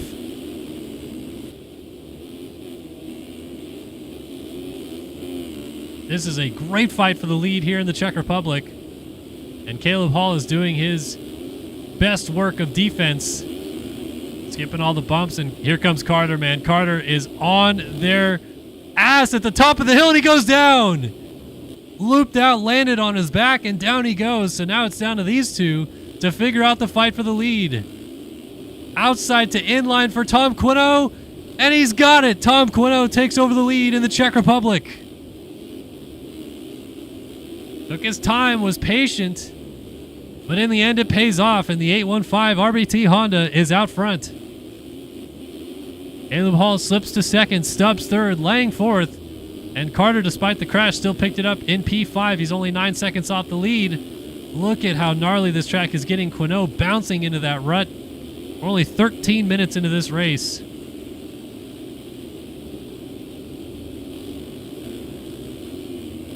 Oh, Hall skirting that jump there. I feel like this fight for the lead isn't over yet. Caleb Hall wants to go back after Quino, and he is on him. For line options through the valley right there and into the first turn complex at the top of the hill. They both go to this middle rut. And Hall's right there, man. Side by side, and a lapper is there in the way and takes him down. There goes Lang in a second.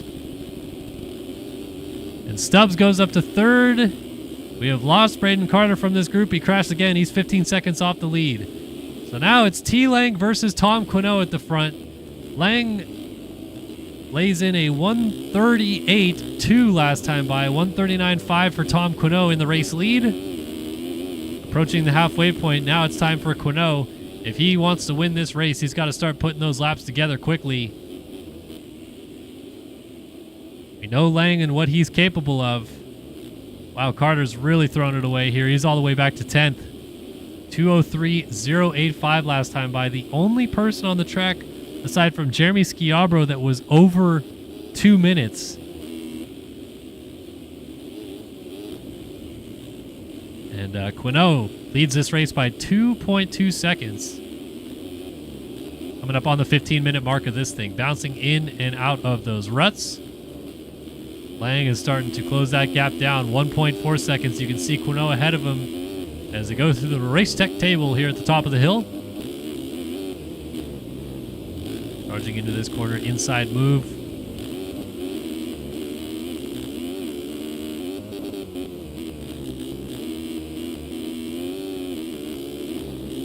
Ooh, little mistake there for Quino, and here we go. It's happening quickly. Lang tries that middle rut. Great corner exit again. That line just looks so undeveloped, but Lang is making it work, and now he's switching it up here. You can see how bumpy that outside line has gotten. Quino still goes for the triple at the top of the hill. Double-double to the inside for Lang. Halfway through the moto here, on to lap number 11. Quino from Lang is your fight for the lead here at the Czech Republic.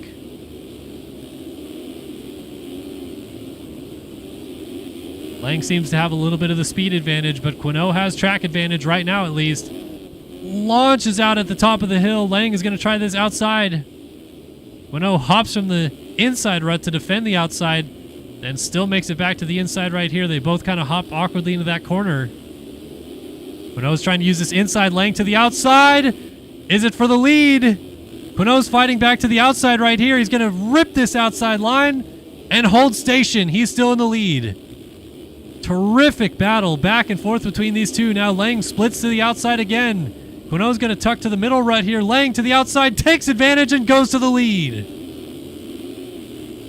That was a beautiful move by the defending champ. And the number one is P1 on the racetrack. He won the Grand Prix last week in Trentino. He's got the 5-point deficit in the championship to make up, but right now he's making it all back. As Quino slips back to second. So from that fight, let's go back to third and talk about Seth Shirley, who is the fastest rider on the track. And just as I say that, he pirouettes. Stubbs going to go back by. And that is Colby Eagland also going by. Caleb Hall not going by. Eagland gets pushed out by a lapped rider. I don't know how Shirley did not get hit by him as well. but then he goes down anyway.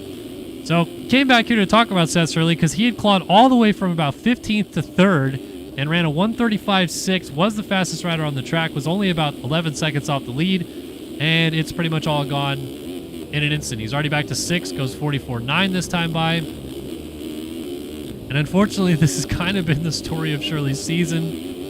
It's just the sad reality because the speed is so there, man. He's so fast. He keeps having these issues arise where he either has big crashes or big mistakes that cost him dearly, and he goes from battling for a podium in this case to slipping outside the top 5. He's going to get back around Caleb Hall to get back in the top 5. So that was 12 minutes to get some work done here, but I don't know. Oh, change for the lead again. Tom Quinault is back out front. So T-Lang took it over and then must have crashed based on the timing difference. He's now 4 seconds back. And Quinault is back into the race lead. So now this time, is it any different? Lang still has the speed in hand, but Quinault has gone back to the point. So how is the defensive riding? Or does Quinault this time think, no, I'm going offense, man. I'm going to put some laps together and try to get away.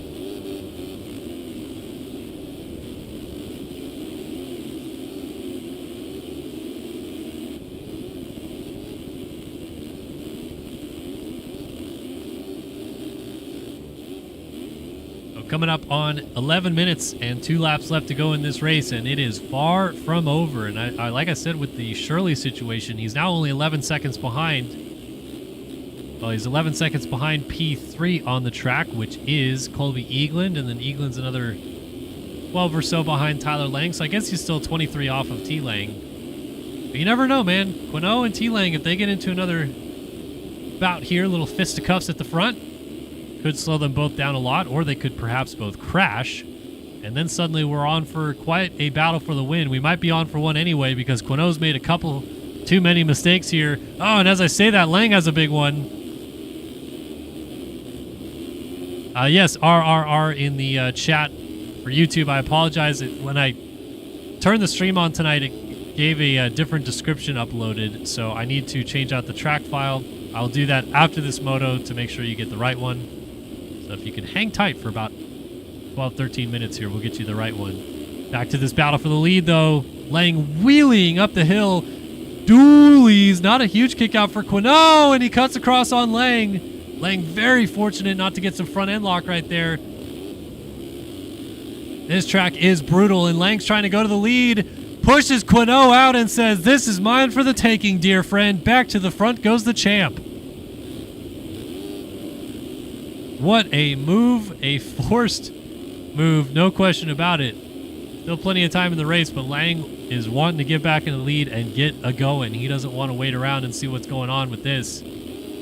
Traffic picking it up right in front of him. Adam Holm going a lap down there on the 2. So the former GP champ, Adam Holm, and the current world champion, Tyler Lang, lapping. Now it's Lang from Quinault, Eagland, Stubbs, Shirley inside the top 5. Really tough race thus far for our former championship leader, Braden Castellaneta, winner of the opening Grand Prix of the season. He is still in 17th place. Not what he was hoping for at all tonight. Quinault. There's Eagland, though, our red plate holder. And as it runs at this exact second, they would actually be tied in the championship. So Eagland and Lang both leaving this moto even on points. And obviously Lang would pass Castellaneta and then some. Castellaneta is going to be well down in the championship after this. But Eagland, if you're Eagland, you really want to go get Quinault, limit the damage, walk away with the P2. And look, Eagland, the first 2 rounds of the season, Eagland has won both second motos at Rio Lasardo and Trentino. So he wants to keep that trend rolling, and if he gets a second in the first moto, then hey, a win in the second is a Grand Prix victory, and I think he'll take that all day long. Still does not have one in his back pocket yet this season, despite leading the points. Those honors have gone to Castellaneta and Lang last week in Italy. There is Shirley. He has now made it back into third. He got around Jason Stubbs, or not third, excuse me, fourth. He got around Jason Stubbs into fourth. Still one of the fastest riders on the track, 137.2 last time by, and rider down. That's Eagland. Colby Eagland down out of third, and back to fourth he goes. So now Seth Shirley is up into third. Got a lot of time to make up on Quinault, but still in the mid to high 130 range right there. Look at that, almost getting that double right there too, which is a big, big line at this stage of the race. A lot of riders down here, lapped riders trying to navigate them. Ooh, what a kick and save there by Shirley coming up the hill. Rear end bounced out and caught something, straightened him back upright and continued onward.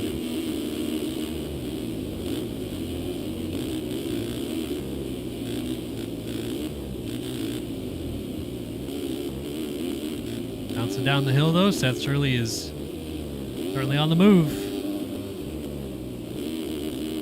Bringing the gap down to just 13 seconds off of Quinault. Quinault, by the way, has slipped to 10 full seconds behind T-Lang, 11 now. Looks like the Frenchman's run into a little bit of mistakes and also a little bit of lap traffic issues. There's 3 or 4 of them right ahead of him, and now he's only 6 seconds up on Shirley. So Shirley can definitely close this gap down. We still got plenty of time. And here's all this lap traffic that he's trying to work through. Like one of those riders down there was perhaps Adam Holm on the 2, maybe? Yeah, Shirley's now right in the mix, and it was Holm. So there's Eagland still right on the rear end of Seth Shirley. The 6 of Shirley, the 424 of Eagland. And this is your fight for third place right now on the track. And they just got around Quinault at the top of the hill, who was off the track. So Quinault rejoins. He's now fourth. He's right there over the finish line jump behind Eagland. He slips back to fourth and off the podium. He was leading this race at a certain point.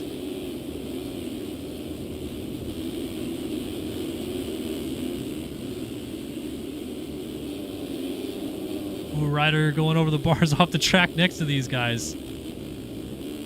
And Quinault bouncing to the outside. So Shirley has made it all the way back to second.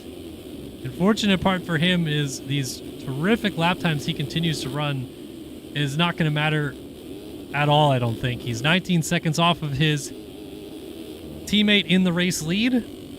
And unless Lang has another fall and a half, maybe, I don't see how Shirley could ever get back to him.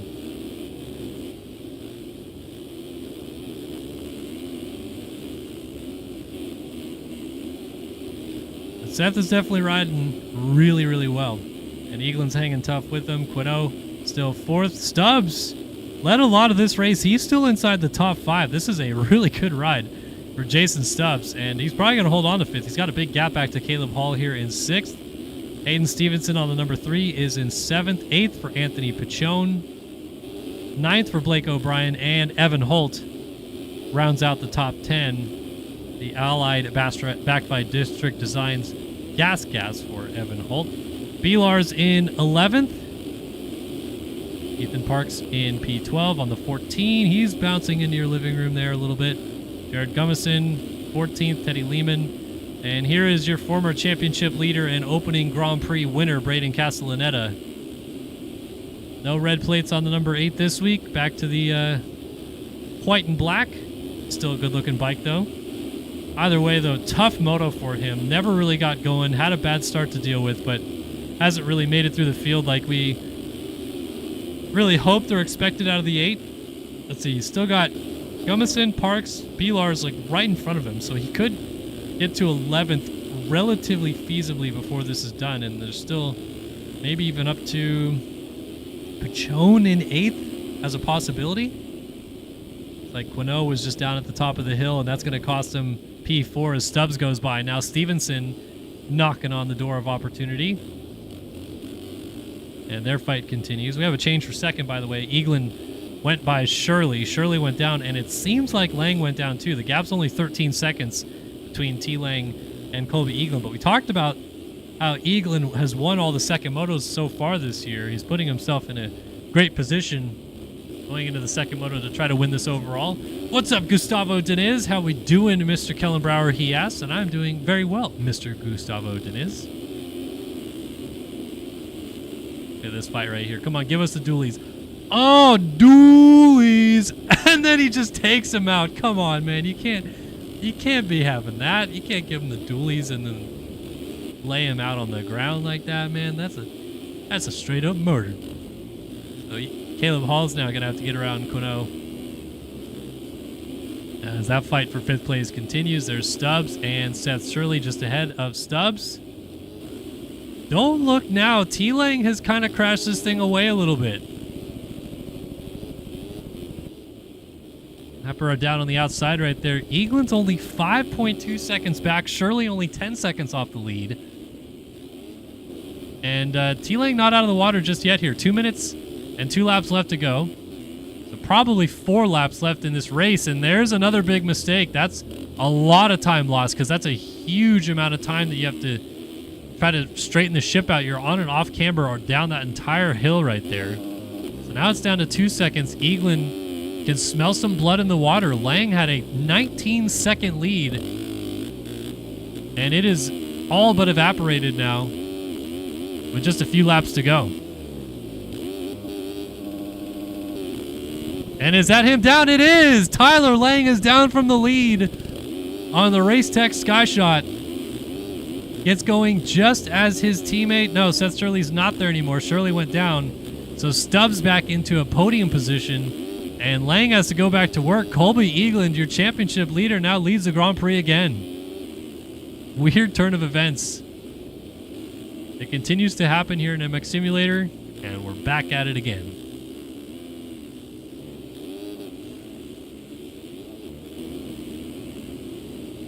All right, so this will be 3 to go this time by. We have got less than a minute on the clock. On to lap 19, 3 laps to go, and Eaglin's down with the lead, but Lang's down with second. So here comes Stubbs and Shirley. They're going to move into second and third respectively, and Eaglin just got a huge break right there, crashed at the lapper, but didn't lose the lead. Random race this has turned into. Eaglin, Stubbs, Shirley, Lang, and Shirley just got Stubbs around the outside at the bottom of the downhill. Seth Shirley can still win this moto. 5 seconds down, crashed last time by, but as we have mentioned time and time again, continues to run these ridiculously fast laps. Eaglin making a little mistake right there. It's tough to get to this inside rut, and Shirley just says forget about it, comes to the outside. So can Colby Eaglin, as time has now expired, bring this thing to the checkered flag? 5.83 is the gap.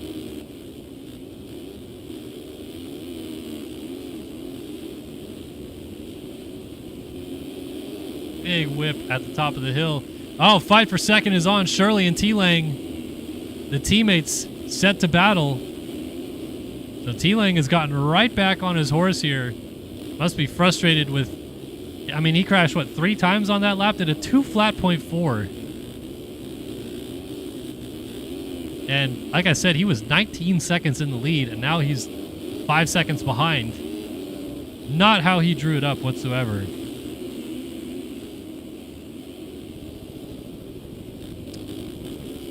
Lap traffic, these guys able to skirt around. All right, 2-lap board coming out.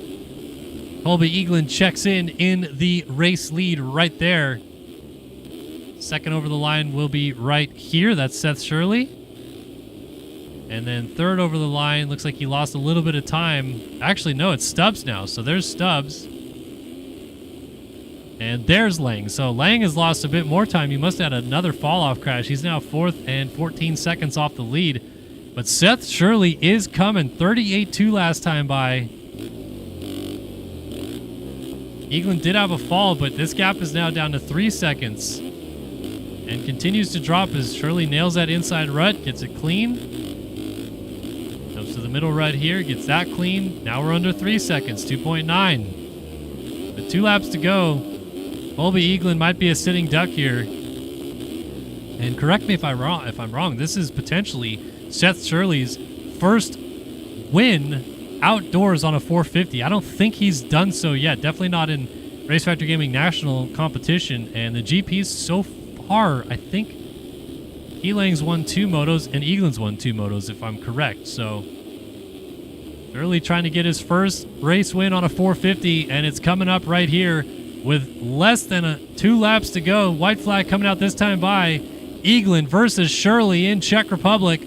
Who ya got?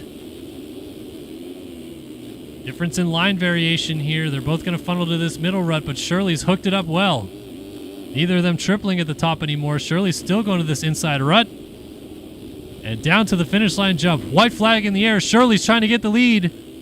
Not doing so just yet. They'll both funnel to this outside. Oh, Shirley ripped that corner very well. Launches to the outside.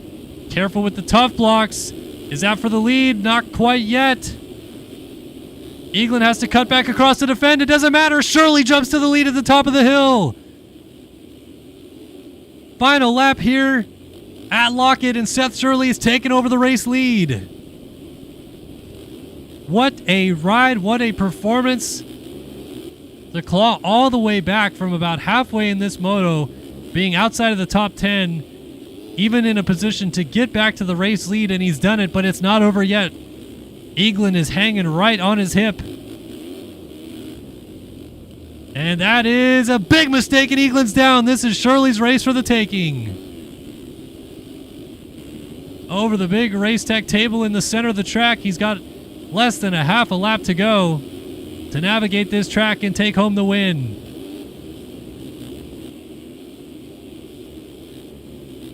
Being around some lap traffic there, the 284 of JT George very nicely lets him go by. And more lappers, Ethan Parks picking it up in 15th right there. But Shirley is sailing to victory. 2 turns to go. And finally, is this the breakthrough he needed? A come-from-behind Moto 1 victory. Seth Shirley takes MXGP Race 1 in the Czech Republic.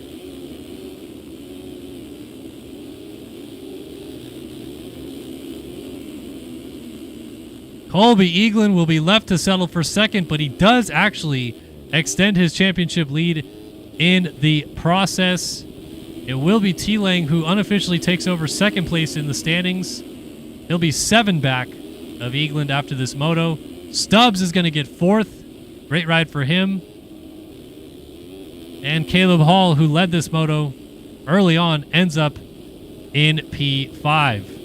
Tom Quinault looks like he is down in 6th. Is that going to cost him a spot? It will. Stevenson goes by for P6. Tom Quinault falls back to 7th. Tough break for the Frenchman. Brandon Larson trying to hold on for 8th. Should be good with Pachon right behind him in 9th. And Castellaneta was into 10th.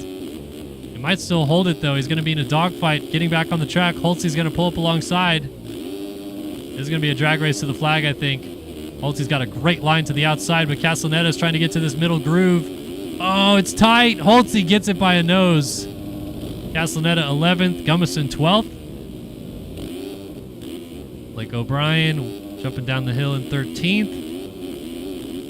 And looks like Carter, the last guy on the lead lap, in 14th. Jeremy Schiabro 15th. Teddy Lehman 16th. Ethan Park 17th. Adam Holm 18th. Eduardo Simos 19th. And Jacob Arnbrister rounds out the top 20. But the moto winner, the first time on a 450 for him, Seth Shirley. Fastest qualifier and a come-from-behind win takes MXGP Race 1 here at Lockett. And again, like I said, I feel like you're just saying finally, because the first 5 nationals and the first handful of GPs have not gone the way Seth Shirley had envisioned moving up to the 450 class. He won everything there was to win on a 250.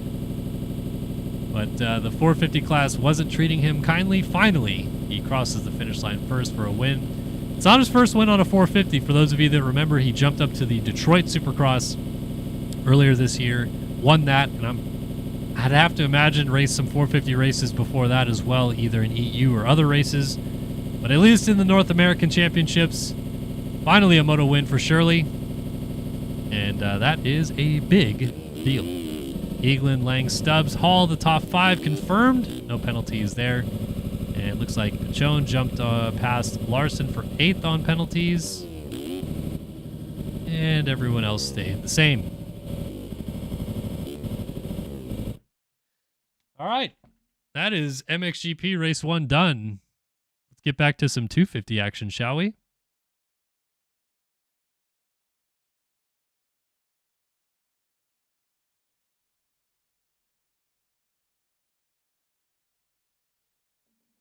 All right. Let me remind you guys what happened in MX2 race number 1, shall I? Seth Carr took a big win in the end, but he had to fight for it. He came through the field to take the win over Ben Nerona, Race Cobble, Colin Holden, Nick Niles, Max Wilczek, Jackson Vick, Jack Gatlin, Alec Horn, and Bertram Hansen inside of the top 10. So let's see what happens here in Moto 2. Seth Carr is on his way to a big win here today. Let's continue our rundown from the first moto. Behind Hansen inside the top 10, it was Maverick Snyder, Emmanuel Cepeda, Jeff Cooper, Marcondes Feitosa, Evan Vanderkoy, Evan Runzeville, Tyler Blowers, Austin Schaefer, Caden Speck, and Carson Bolin inside of the top 20. Xander Brion, Dylan Dallaire, Tucker Zimmerman, Wyatt Grant, Lucas Arriagada, Alex Zellner, Ty Maytom Jones, Blake Cox, Braden Tharp, and Hunter Ash rounded out the top 30. 31 to 40 was Killiam Ortiz, Ryan Swanson, Zane Durrell, Emmett Sund, Kobe Boubier, Jax Lindsay, Harrison Gafford, Seth Devers, Joey Bradstreet, and Ollie Cruz. That is the runners who will make up the field going to Moto 2 here in just a moment.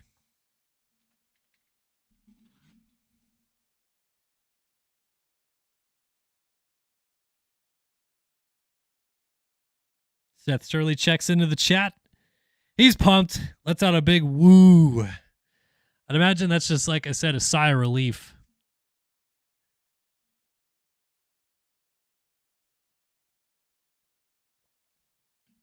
For Seth Shirley to get a win. And he was 35 some odd points down in the championship. Now he's 32 points down in the championship. So we're gaining. We're coming back.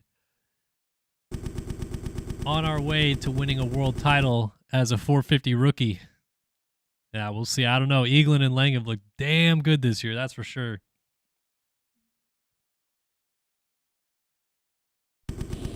All right. Back in we are, and taking a look at the field here. Going to the line for race number 2. Love all the Redbud looks that we're getting here. Obviously, downloaded a fair few packs already that will be running Redbud skins on Wednesday. U.S. theme, and the 4th of July coming up on Thursday. So Independence Day, we're going to have some partying going on. Everyone's going to have a good time. All right, Design Lab Co. Whole Shot pick Moto 2. Who do we got? I don't even have a good pick. I thought Tharp in the first moto didn't quite go the way that I expected for him. I don't know, man. I don't know which way it is going to go, but let's see what happens. Let's maybe pick Colin Holden. We're on board with him here on the 275. A strong first moto, ends up 4th. Let's see how he does Moto 2. It's MX2 Race 2 coming at you right now. Carr's got a pretty good jump, but he gets hit going into turn 1, and I think he went down. This time, Tharp leads him into the first turn. Blake Cox gets the whole shot, but Tharp comes out with the lead. Blake Cox with the Design Lab Co. whole shot. Tharp leads up the hill on the first lap, though. It's Tharp, Cox, and Tharp's going down from the lead. And Cox is going down from second, so taking over the race lead is Joey Bradstreet. Bradstreet leads lap number 1. Alec Horn, Nick Niles, Carson Bolin, Colin Holden, Lucas Arriagada going down. Race Cobble up in the mix. Max Wilczek with a good start. Caden Speck also up near the front as they're all chasing Joey Bradstreet at the bottom of the hill. So where did Seth Carr slip to as he crashed going into turn number 1? 18th unofficially after the first lap of the race for the 38 machine. Change for the lead. Alec Horn's taking it over. Goes to the inside of Bradstreet, and through he goes on his Nexus Triumph. And here we go, folks. Seth Carr has it all to do once again.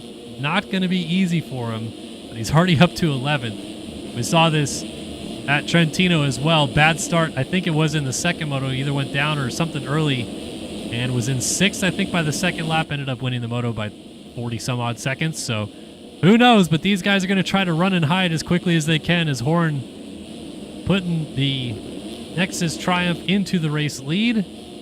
Bradstreet and Colin Holden are hanging tough with him, though.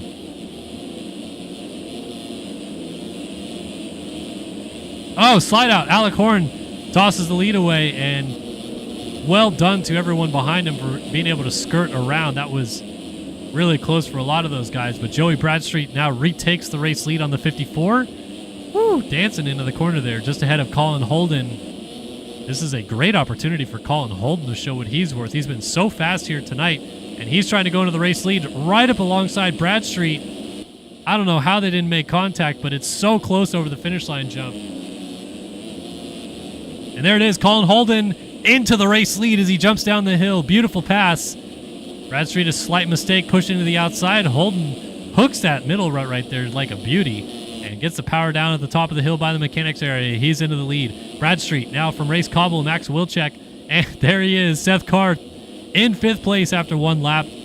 One full lap, that is. You can already see the leader. Doesn't want to wait around much longer this time. Took him quite a bit of time in the first moto to get the ball rolling, but I think he's fired up now, knows what he needs to do. Does the work here on Max Wilczek for 4th, right behind Race Cobble, who is in 3rd on the 50. The two allied Kawasaki's battling it out.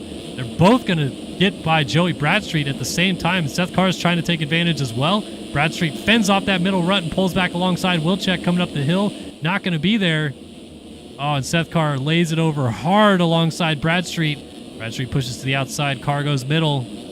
Bradstreet might get Wilczek back here to the inside. Oh, tight. And a little slide out. But he will relinquish the position to Carr, and Wilczek goes down, so Bradstreet goes back into 3rd. And there's Carr back into the 4th position, hanging tough with these guys. Carson Bolin, Ben Nerona right there as well, jumping onto the start straight. As Race Cobble pulls ahead in 2nd there a little bit. Still a 4-second lead for Colin Holden out front. As Bradstreet gets away a little bit is, wait a minute. Oh, Carr's down and down again, a double fall off. All right, now we got a race. He is going to slip all the way back to 19th. He's getting alongside Ryan Swanson in a battle for 19th. And this is exactly what we saw Seth Carr have to do in the first moto, come from quite a long distance back. And he's got to do all the work over again.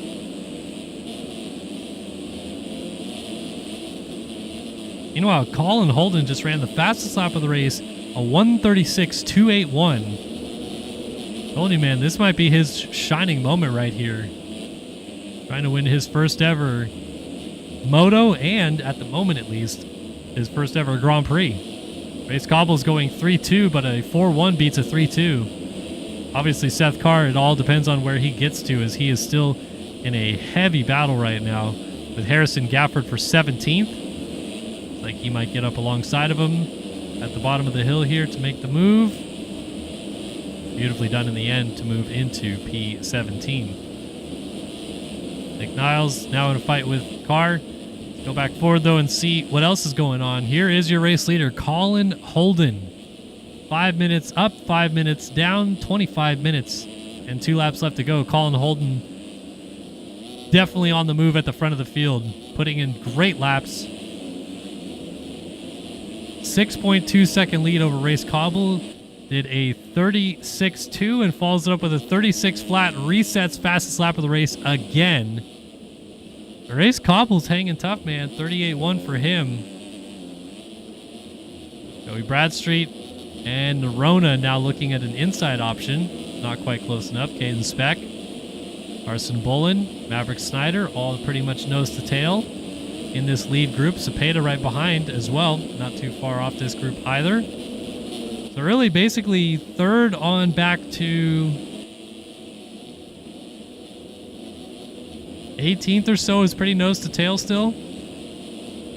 And did Carr go down again? No, sorry, he's 13th now. So this fight on your screen right here is for third place on the track. Bradstreet has it. Nerona wants it. And Nerona, second in the first moto, now slots into P3. So he and Race Cobble tying on points for the day. Colin Holden still in a position to win the Grand Prix. But basically all the people that were at the front, aside from Seth Carr, are up here again.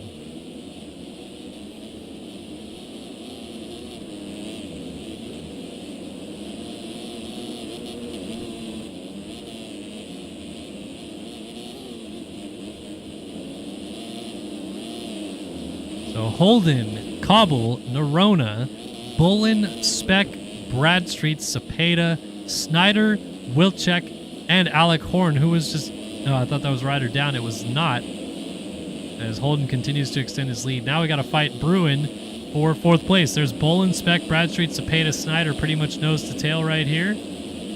And Wilczek coming with him. Moto 1 winner was Seth Carr. He is in 13th, and down goes Joey Bradstreet. Bad spot. And he gets landed on. I knew that was coming. 327 to Wyatt Grant, nowhere to go. Lands on top of him and goes down. So Bradstreet picks it up in the 13th position. 2 spots ahead of him. We got a new fastest lap of the race out of this man who's on the ground, Seth Carr. 1:34.890, but then immediately crashes and slides back to 14th. So he won the first moto. He is certainly moving. But this is going from bad to worse for him because now he's got to get through all these guys again. And on top of that, track position-wise, like he is now 30-some-odd seconds behind the leaders. 31.4 to be exact. So he's got some serious time to make up. But as he proved in the first moto, it's certainly doable.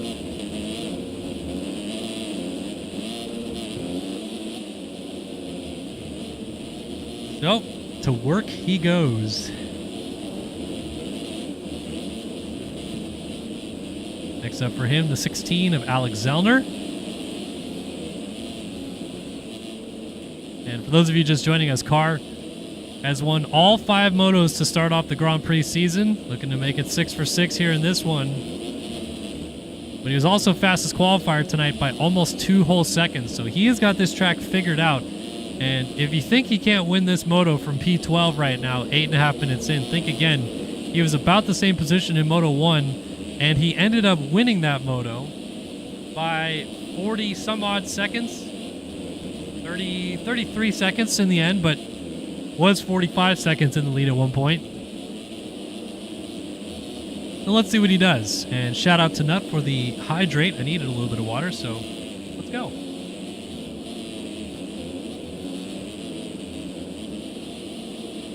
All right, Seth Carr, 46.5 with a fall-off crash. Going back to work, trying to put in some good times, closing up on Joey Bradstreet. Those guys launching out on the start straight is so rad. Looks chaotic every time they do it. And he's going to get around Bradstreet now into the top 10 once again. Hasn't really gained any track time on the leaders, but is putting good lap times together. Bradstreet goes down in the background. Next up, just ahead of him is Caden Speck.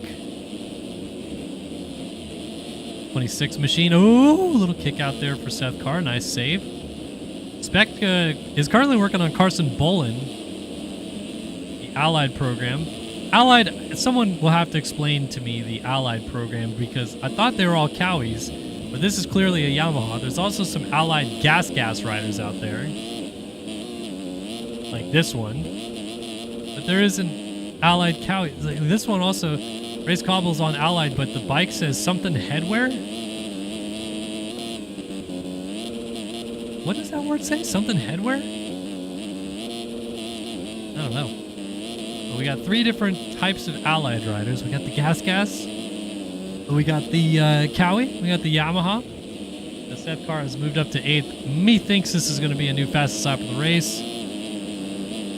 Not quite. Pretty close to only 5/10 off of it. 35.3. Definitely fastest rider on track right now, but not by much. Only about a second or so better than what Colin Holden is putting down in the race lead. He's still 29.4 seconds off the lead. The next up for him is Jackson Vick and Emmanuel Cepeda at the top of the hill.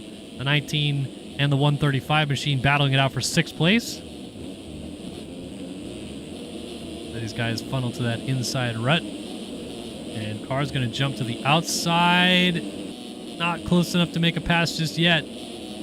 Certainly trying to work for it. Now goes to the inside there. Jumps down the hill. And Seth Carr scoots his way into P7. Next up is Cepeda. Right here on the 19. The car goes inside here. Doesn't quite get the drive through the corner that he was hoping for. Top of the hill. Dualies. That jump is arguably the best jump we've seen all season for dualies, at least in the GPs. Wait a minute. Jackson Vick passing Seth Carr back and takes him down. I don't know if Carr didn't realize Jackson Vick was jumping to the inside or what, but he just went for the line anyway, and Jackson Vick was certainly jumping to that line. So perhaps a little bit of spotting issues there for Carr cost him a few more positions. He has slipped back to 9th now. Jackson Vick has Caden Speck go by. Speck lays it down, so really no positions lost or gained. Carr ends up in 8th again, but certainly a lot of time lost with that crash. Back out to our race leader, 12 minutes and some change into this thing. Colin Holden is putting in the work out front right now. 9-second lead over Race Cobble. And like, to Cobble's credit, he is hung tough. He is not losing that much time every single lap. 37.9, 37.4. That's only a half second that he lost that last time by. But yeah, look at Colin Holden just slowly stretching out the race lead like he's been here many times before, when in reality he hasn't. This is his first time potentially that he could win this race. Got 17 minutes plus 2 laps to get there, and probably his biggest struggle point, aside from the track changing quite a bit in those 17 minutes, is that there's going to be quite a bit of lap traffic he's going to come upon here soon as well.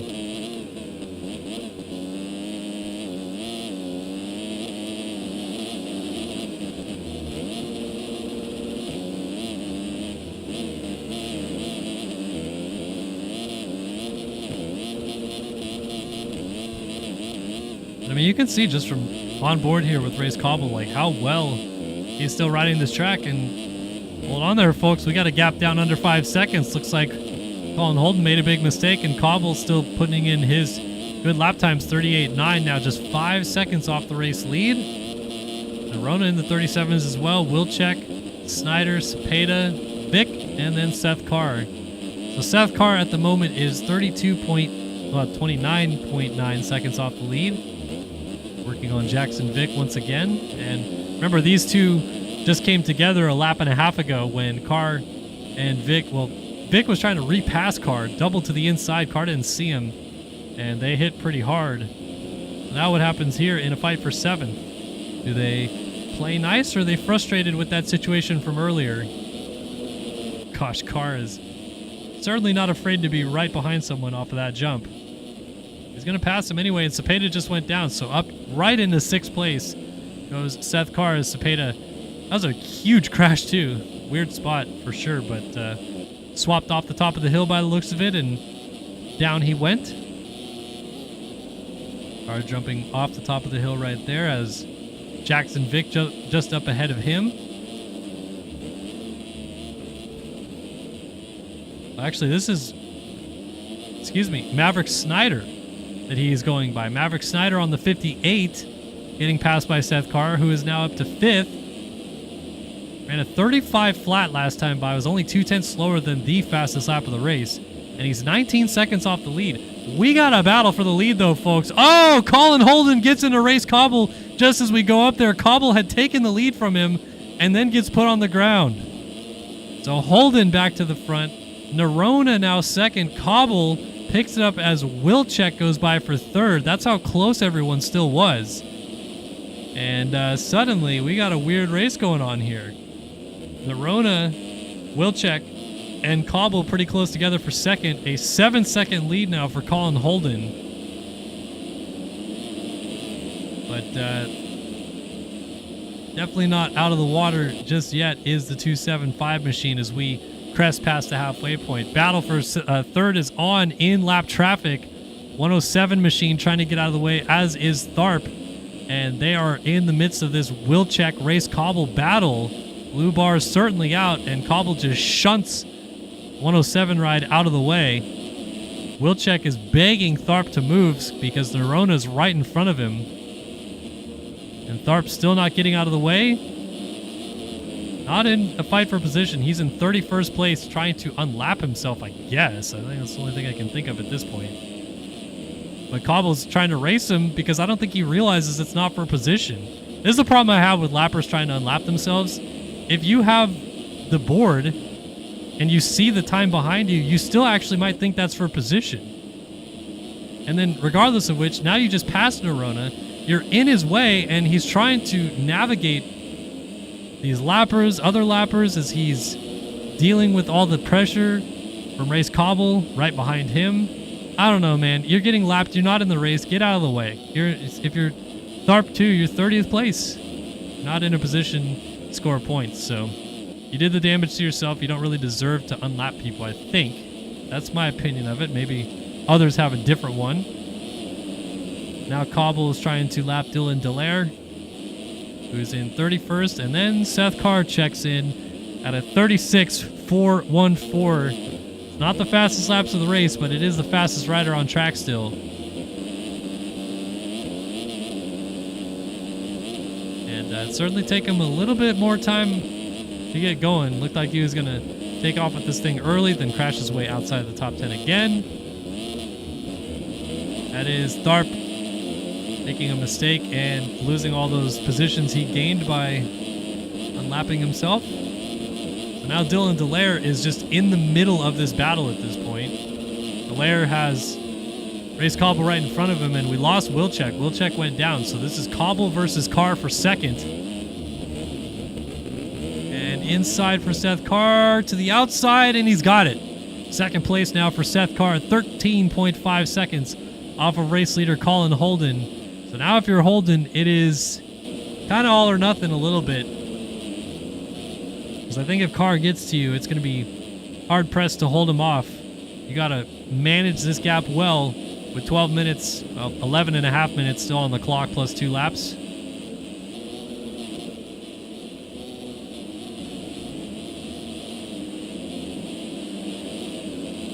Coming up to the finish line jump to complete lap number 12 onto lap number 13. It is now Colin Holden from Seth Carr, Race Cobble, Ben Nerona, Max Wilczek, Maverick Snyder, Jackson Vick just got around Emmanuel Cepeda for 7th, Austin Schaefer 9th, and Caden Speck rounding out our top 10 as we run.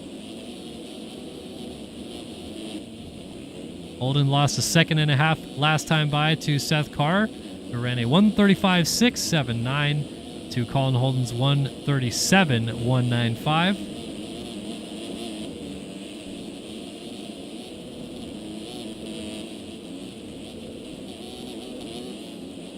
So as it runs, Seth Carr is going to win this Grand Prix.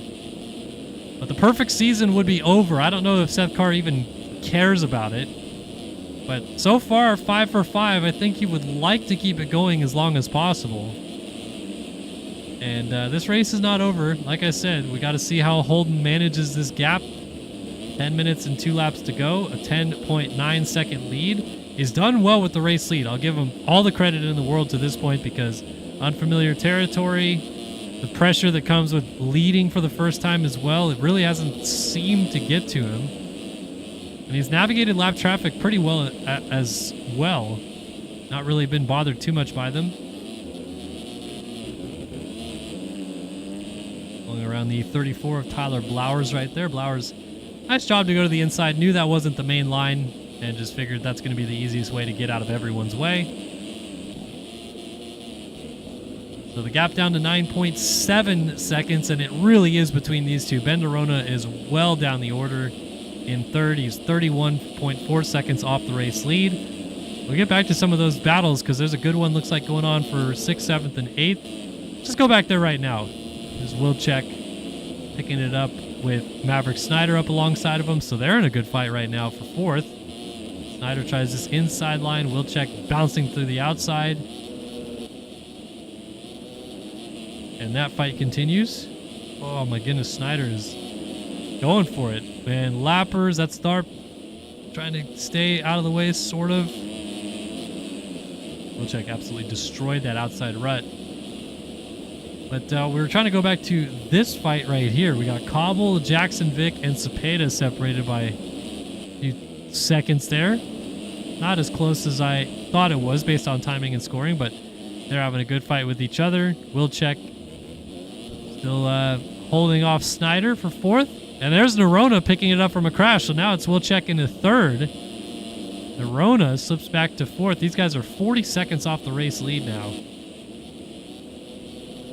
And launch down the hill.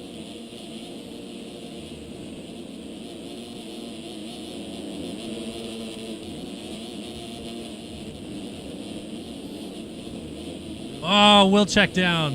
Nerona goes by. There goes Maverick Snyder. And Race Cobble not going to get there. He'll be just getting to the screen right now. There he is on the 50. All right, so status update. Seth Carr has clawed it down to 3.3 seconds, and I have a feeling he's in for a solid lap time right here. Well, Holden ran a 52.4 and a 45.8 out of Carr, so actually, I was wrong. They both had big mistakes, and Holden actually went down but held the lead. So maybe breathes a sigh of relief. I don't know if you can, though, in this situation. I feel like he is puckered and holding his breath at this point.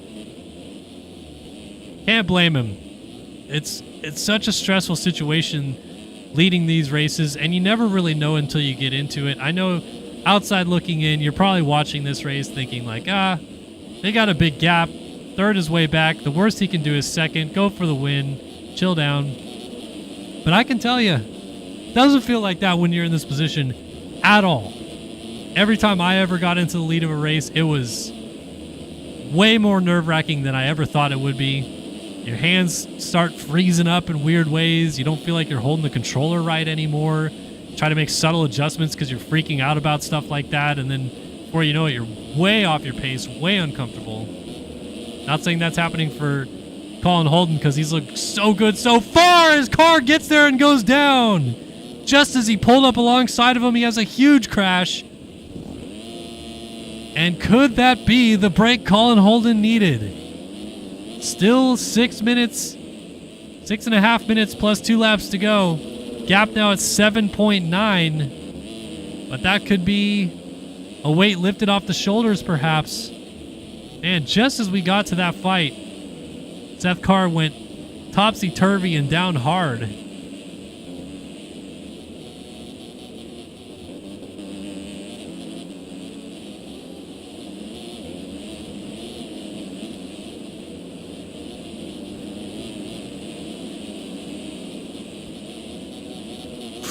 Whew. Tipping the top of that jump right there, Colin Holden. Got to be careful in instances like that. One weird kick, and your hopes and dreams are dashed in an instant.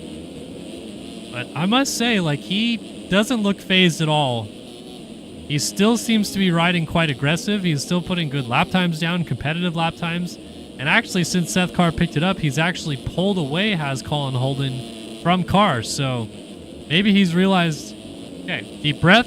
I got a gap to work with again. Now it's time to put a gap on him, and it just got even better because Seth Carr went down. So Seth Carr well back. He is 16.3 seconds off the lead. I mean, you can say he's used to leading these races, but the reality is the North American Series, he's not. He's a triple-digit guy. And Seth Carr's won every single moto in GPs. Colin Holden hasn't led any of the Nationals. He hasn't led any Supercrosses. It's one thing to lead it in EU. It's a different when it's the toughest of the tough competition on the track. So I get it. It's probably a little bit more comfortable leading just from some experience of it, but the heightened tension of the best riders on the track definitely changes your perspective.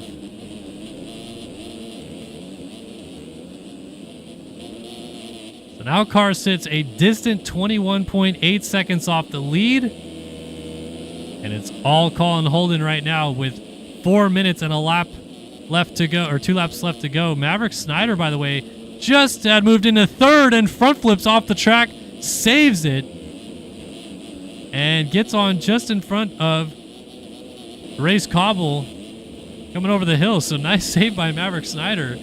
Maybe just saved a podium effort for him. He was 11th in the first moto, so the third in this one isn't going to get him on the box overall, but at least puts him in a good position points-wise at the end of the day. And Cobble holding on for a strong fourth. Change for the lead? No, what's happening? Colin Holden was off the track.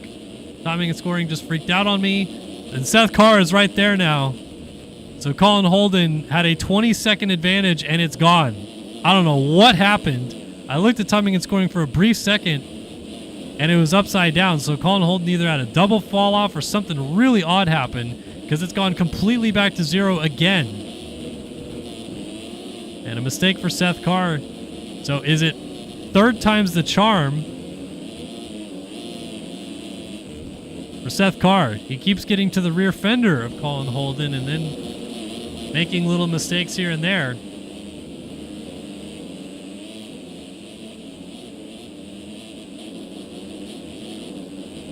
Didn't get a chance to see how Carr went 1-1 at Rio Lasardo, but time suggested that it was a couple walk-home victories and then did the exact same at Trentino. This is by far the latest he's left it trying to win a moto. He's going to win this Grand Prix. That's pretty much a given at this point. He's got a massive gap back to Race Cobble in third. And even so, he'd have to fall behind Jackson Vick, 37 seconds behind him in fourth, to lose the Grand Prix to Colin Holden. But to win this moto, this is deep, deep, deep in the pocket, trying to figure it out.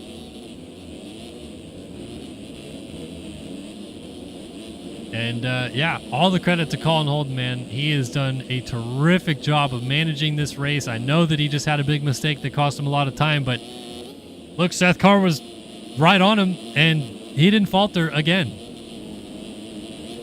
Oh, that's a big mistake right there, though. Can he get back on the track before Carr takes the lead? He narrowly holds the lead, but we got a fight on our hands. Up to the top, over the big tabletop. They scrub at the top of the hill.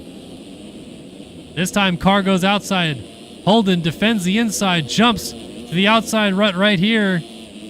And Carr bobbled in the corner a little bit. Not close enough yet.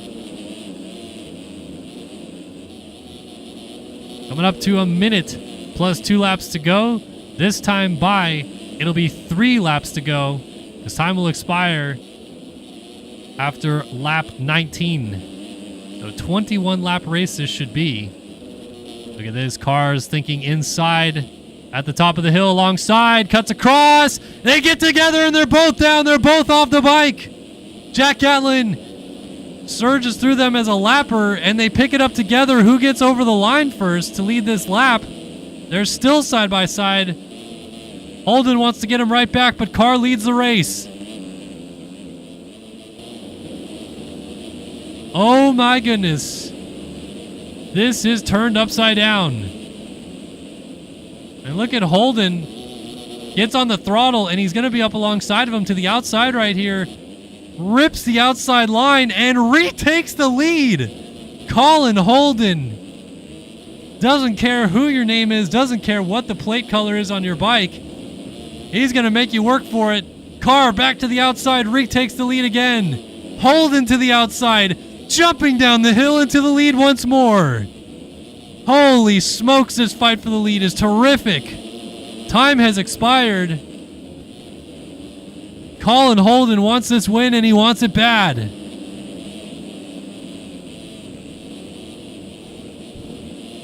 Doolies over the tabletop in the center of the track. 2-lap board coming out this time by. Holden pushes out, and Carr takes advantage.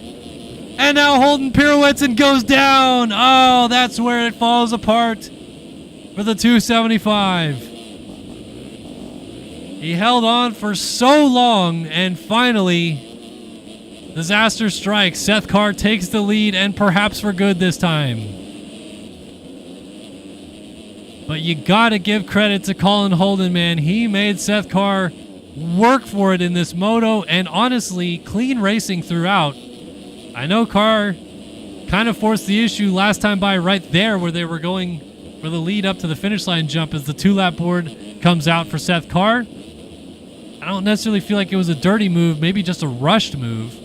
And then Holden wanted the lead back, was aggressive in his nature to do it, but never really once forced car off in any manner, I feel like. And that was good straight up racing between the two of them. That's what we like to see here in MX Simulator Racing. Fair racing, clean racing.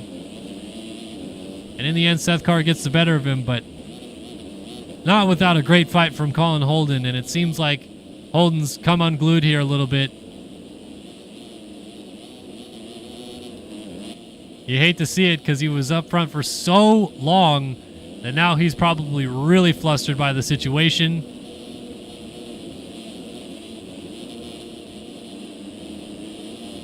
And suddenly, Race Cobble's knocking on the door out of third.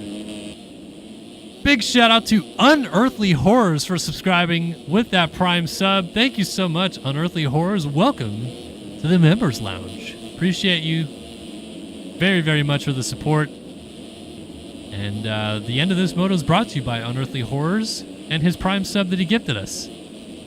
That battle pretty much brought to you by him as well. Good stuff. What a race this has turned out to be. And Seth Carr is somehow, like, again, you look at the time at the end of this moto and you go, Seth won this easy. It's a 28-second lead now. Far from the reality of what it was. It's just that Colin Holden has had a couple really rough laps here. And at this point, he's holding on for dear life to second. This is for second overall as well. 4-2 for Holden. 3-3 right now for Race Cobble. Cobble wants second overall in this Grand Prix. And second in this moto would be pretty fancy to top it off with. So here we go. This is a good fight. White flag waving for him.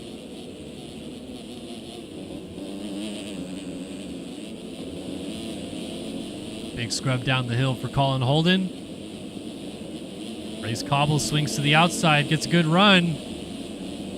Trying to pull up alongside is Holden. I love that step up because you get the power planted. Cobble throwing caution to the wind, trying to make something happen. This is going to come all the way to the end, I think. We'll step on, step off to that inside rut. Look at Cobble just pushing to the outside. But then this inside turns into the outside here, and Holden gets it right back. This fight is good, man. Colin Holden has been bringing the goods tonight in terms of racecraft. Inside move, though, for Cobble. Does he get it right here? Oh, no. Colin Holden will not be denied. Fights back and gets it back. Meanwhile, here it is. The man of the Grand Prix once again. The perfect season has been kept alive. 3 for 3 in Grand Prix, 6 for 6 in motos. Seth Carr is your overall Grand Prix of the Czech Republic winner in the MX2 class here tonight. And it looks like Cobble got the best of Holden in the fight for second. Let's see if it goes all the way to the flag like that. Oh, hanging off the rear end of the bike for Cobble. Oh, Holden didn't get that rut clean, and Cobble's got the advantage at the top of the hill. Down off the hill one more time to the checkered flag, and Race Cobble is going to secure P2 in the race and the Grand Prix. Colin Holden should round out the podium with a 4-3 performance. Maverick Snyder looks like he'll be in P4 in this moto. Jackson Vick, 7-5 day for him. Good ride for him. No question about it. Max Wilczek looks like he'll end up in 6th in this moto. Probably 6th overall as well, 6-6 on the day. And Jackson Vick actually got Snyder at the flag for 4th, so Maverick Snyder crashed right before the end. Wilczek 6th, Austin Schaefer 7th, Ben Derona 8th, Alex Zellner just moved into 9th, it looks like, on Alec Horn. Alec Horn, Emmanuel Cepeda 11th, Carson Bolin last rider on the lead lap in 12th. Jeff Cooper 13th, Caden Speck 14th, Evan Runzeville in 15th, 16th for Killian Ortiz, 17th is Jack Gatlin, 18th for Tyler Blowers, 19th for Xander Brion, and 20th for Emmett Sund. That is MX2 Race 2 at the MXGP of the Czech Republic here in MX Simulator. Seth Carr keeps the 1-1 streak going.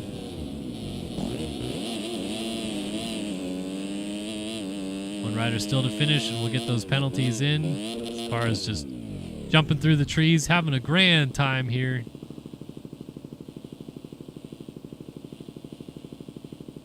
See what the penalties give us. One guy's still sitting on the finish line by the looks of it. He'll get kicked any second now, Wyatt Grant. Gonna get booted. Some would even say mooted from the server.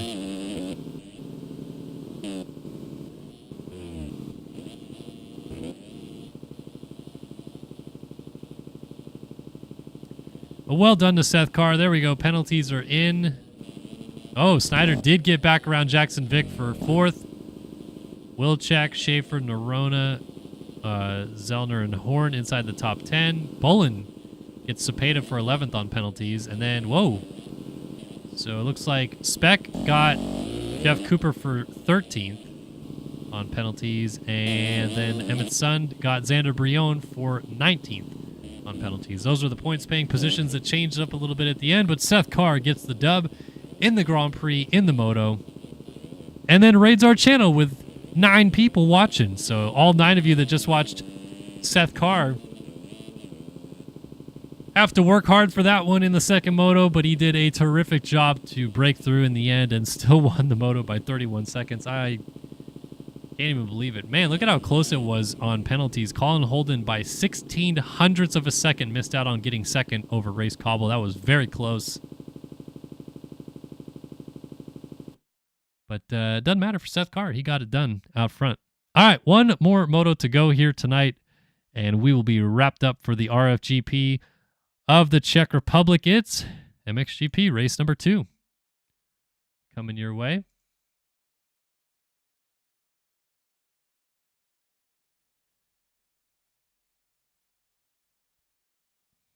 Let's get you guys a rundown of what happened in that first moto.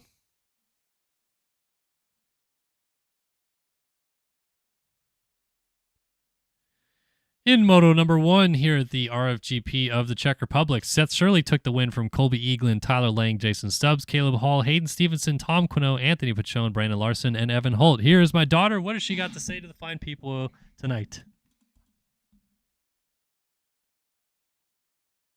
There's a baby alarm behind me. Yeah, we already announced that, silly, but thanks for reminding everybody. How are you? Did you have fun tonight? Did you go see a doggy? Bella the doggy? I go see the doggy Bella. Yeah. Did you guys take her on a walk?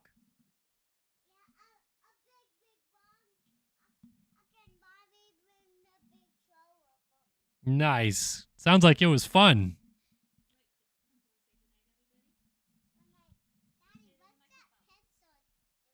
I don't know. Do you want to say goodnight to the people in the microphone?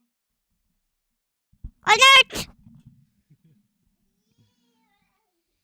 All right, that is my daughter giving you guys a fun synopsis of taking a dog for a walk. All right, one more moto to go. Let's get a Design Lab Co. whole shot pick. We'll remind you guys of what happened in Moto 1. The top 10 we already went through. Braden Castellaneta was 11th. Jared Gummison, Blake O'Brien, Braden Carter, Jeremy Schiabro, Teddy Lehman, Ethan Parks, Adam Holm, Eduardo Simos, Jacob Arnbrister, Austin Bridges, Fernando Andrade, Ethan Commodore, Ryder Derrigal, Frank Raffiani, Carl Novak, Frank Jackson, Austin Bear, Luke Scheffler, JT George, Aaron Rockefeller, Bryce Lizaraga, Zach Fisher, Bodie Parker, Noah Bindis, Ashton Rakowski, Justin Thomas, Caden Pankows, Chase Donovan, and Kyle Boardman was your top 40 in the first moto. So let's find out what is going to happen here in MXGP Race 2. Our Design Lab Co. whole shot pick in this one. I am going to go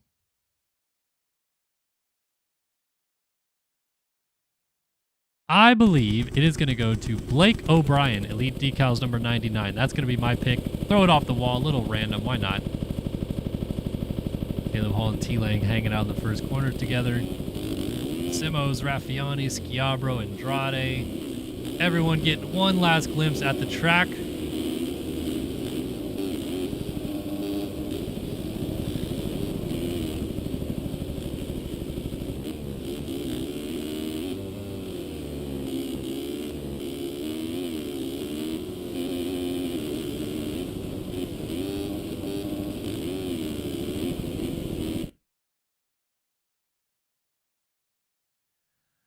All right, buckle up, folks. Time for MXGP Race 2 at the RFGP of the Czech Republic. Who is going to get the Design Lab Co. whole shot off the start here in race number 2. Final race of the night.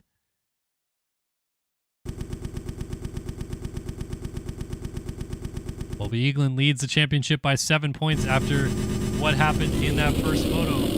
What's going to happen in this one? Get our timer rolling and get back into the race. Who's going to get the all-important Design Lab Co. whole shot? It's MXGP Race 2 in the Czech Republic. Jacob Hubbard's back in the moto this time from the far outside, trying to get into the corner first. Braden Carter, his teammate, beats him there, and Braden Carter picks up the Design Lab Co.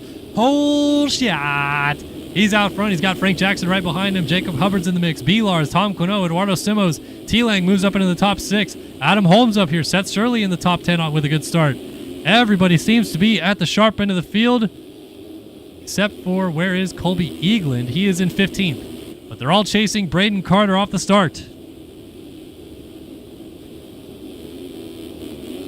Carter and Hubbard both starting with outside gates in that one. Made it work. Almost seems like the outside gate pick might be the way to go to get that line into the first turn. But it's Carter from Frank Jackson early in this one. And Jackson looks like he's keen to stick on the heels here of Carter and maybe go for the early race lead if he can maybe make it happen. Bunch of single-digit guys occupying 6 through 9 on the racetrack. As T-Lang slots up into 4th, made a couple quick passes, got around B-Lars and Frank Jackson slipped back. It's now Carter and Hubbard, a Phil Ski and Snowboard 1-2. And down goes Hubbard, and there goes Lang on Quino into 2nd already. And Tyler Lang's wasting no time in this moto. Got 3rd in the first moto, lost championship points to Colby Eaglin. He wants to win this second one. Meanwhile, Colby Eaglin has slipped all the way back to 27th place. Tough break for the 4.24 early in this one to go down by the looks of it. And now they're all chasing the 9, the 4-time Moto Options Supercross champion, Braden Carter. Sneaky fast in the first moto, but ultimately didn't really matter. Ended up 14th. So can he do some damage in this one with a good start? At the end of one full lap, it's Braden Carter, Tyler Lang, Frank Jackson, Tom Quino, Brandon Larson, Seth Shirley, Adam Holm, Hayden Stevenson, Jacob Hubbard, and Blake O'Brien in the top 10. Kyle Boardman, Eduardo Simos, Frank Raffiani, Justin Thomas, Austin Bear, Evan Holt, Austin Bridges, Teddy Lehman, Colby Eaglin, and Jeremy Schiabro round out our top 20. Close fight here for the 4th spot. Quino, Larson, and Shirley gets a nice run on Larson and goes down. Your Moto 1 winner is on the deck. Seth Shirley was in a good position there, and he's seeing so many riders go by. He is going to remount now in 15th place, and he has got a lot of work to do here to get back in a position where he can maybe win this Grand Prix. It was a breakthrough first Moto victory for him. Now it's time to get the ball rolling here in Moto number 2. Good news, I guess, for him, if there is good news in this, because it is his teammate. It looks like T-Lang just went down in a similar situation. He's back to 8th. So Shirley's moving to 12th right now. He just got around the 46th ride of Austin Bear. Got Simos just ahead of him, and he's going to pass Simos because he went off the track, or over the berm, I should say, not off the track. Evan Holt moves into the top 10 because of it.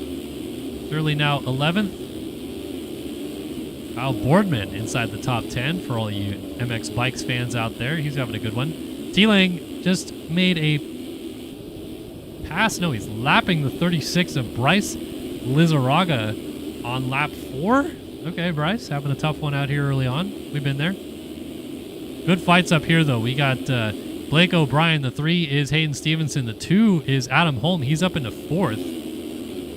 Frank Jackson in 2nd just ran the fastest lap of the race. Carter's got a 6-second lead, though, out front as this fight continues coming down the hill. Former world champion Adam Holm. A little bit better of a time in this second moto. He was 18th in the first moto.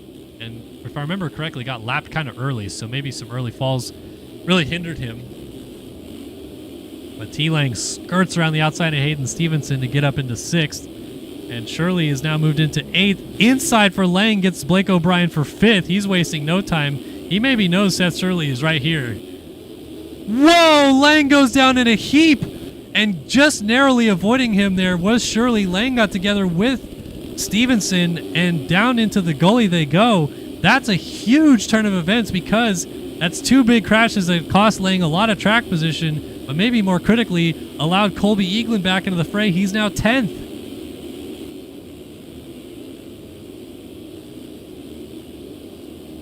So a random sequence of events here has changed our running order quite a bit. Carter now leads from Jackson, Quinault, Holm, O'Brien, and Shirley is up to 6th. Holtze, Boardman, Lehman, and Eaglin inside of the top 10 now. Eaglin peeking up the inside of Lehman for 9th, but nothing doing there just yet. Then you got Hubbard, Schiabro, Lang, Stevenson. All the way back to 14th now for him.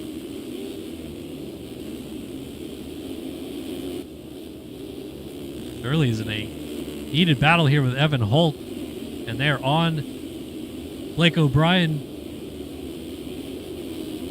Excuse me, coming down the hill. O'Brien skirts to the outside, blocks Shirley's line. Holm at the top of the hill is just in front of these guys.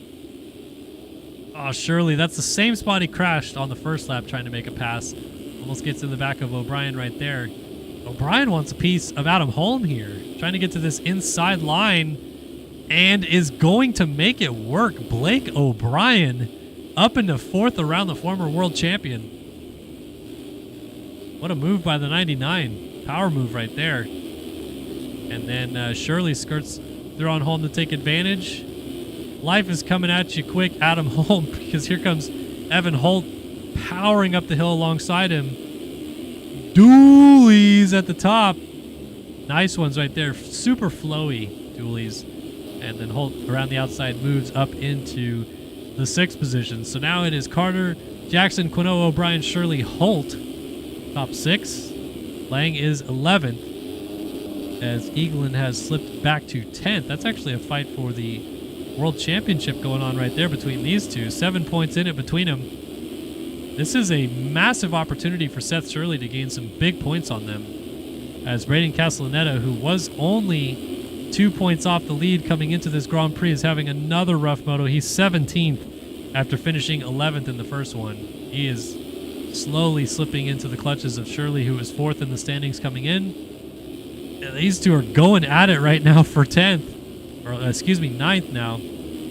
Lehman and Boardman just up the road of them. The 170 and the 171. Not teammates, though it might appear that way. They're actually on different machines, and that's Shirley down. Seth Shirley down, O'Brien down as well. So these guys all skirt around them as Carter continues to lead this race. Lehman defends the outside. Oh, here's Lang forcing a move there on Eaglin, and then he gets around Lehman as well. That inside, outside option right there in those 3 corners seems to be the way to go. Lehman is not done, though. He does not want to let Lang go that easy. Lang forces the issue anyway and gets up right behind Boardman. Awesome how close these guys still all are in this fight. Out to the inside. Let's see if he makes this inside line work here. Ooh, tried to square the corner off and gets hit by Lehman. Eaglin gets them both. And Shirley jumping by Lehman as well. Lehman very fortunate not to get front end lock right there. And now the JIBR.co teammates are 7 and 8 on the racetrack as they continue a heated battle. Now behind Colby Eaglin. Eaglin's still going after Boardman. Holm has just kind of run away with 4th up the track just a little bit, as Carter continues to lead this race, coming up on 9 minutes into the moto.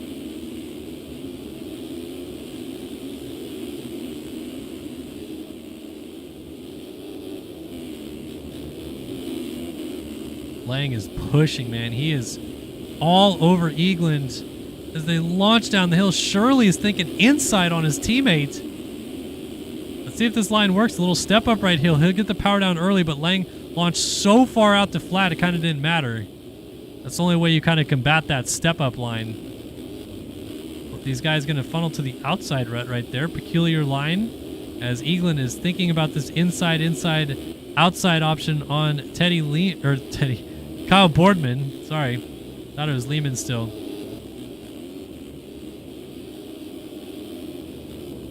But Boardman is holding some of the best riders in this game at bay. And is the dam about to burst? Yeah, here we go. There goes Eagland and Lang and Shirley around the outside. Bam, got him as well. I think these guys are going to kind of stick together a little bit and try to march forward. It's still Carter, Jackson, Holt, Holm, but now this is the battle for 5th between Eagland, Lang, and Shirley, and it is a good one. They have been nose to tail for so much of this.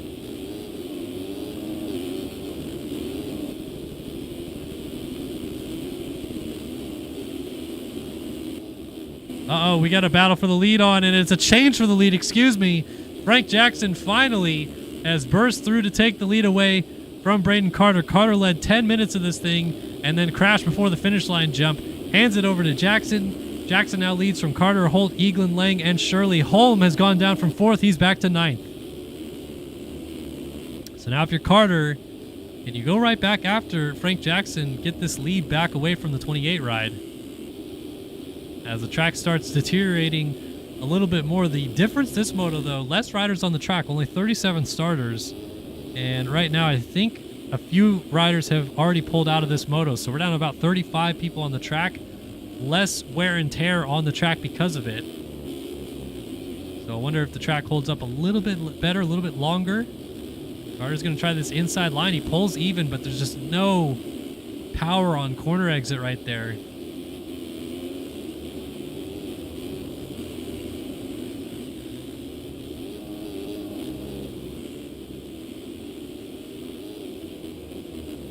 So Carter's thinking of a way to make it around Frank Jackson and trying to figure it out. Where can I go to get around the 28 machine? Seems to have the speed, but making a pass is a whole different ball game. Let's see if this inside line works. Now, not quite bumping up on the outside, and Jackson's still able to nail the triple at the top of the hill. Gives him a little bit more breathing room because of it. That line by Carter is a good one, but it's just not ready to be used. Lang has moved up into 3rd, by the way. He's still right in front of Eaglin and Shirley. They have just hung together for the last, I don't know, 5-6 laps at this point. We're on lap 8 now. It seems like they've been together for quite a bit of it. We'll get back to this in a minute because I feel like Carter's warming it up again to get onto the rear fender here of Frank Jackson. Lap times for both of these riders is very competitive. They're both finding some good flow. Jackson, a little cross up right there.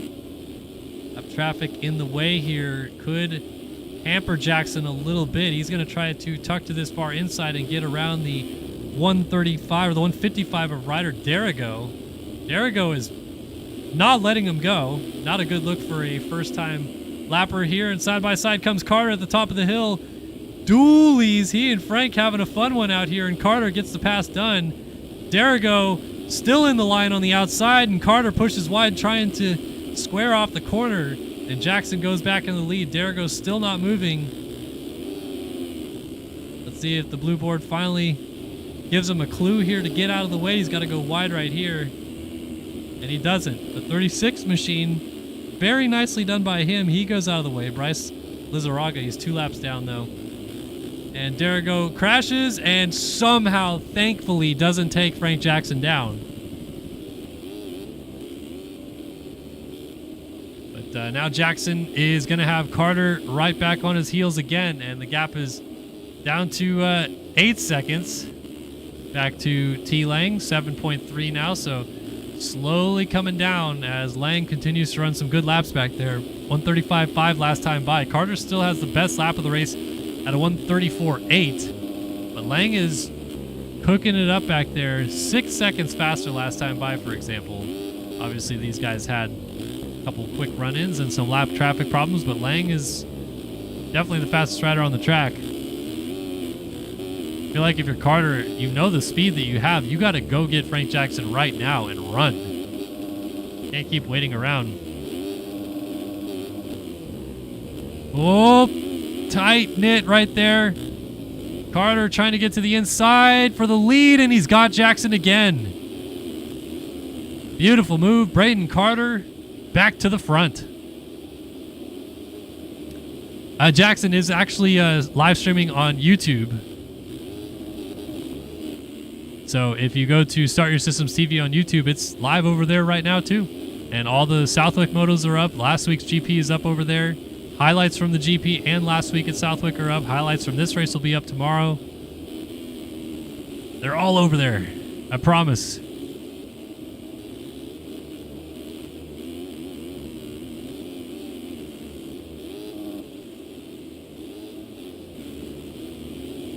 So Carter now leads. Jackson, Lang, Eaglin, Shirley, the top 5.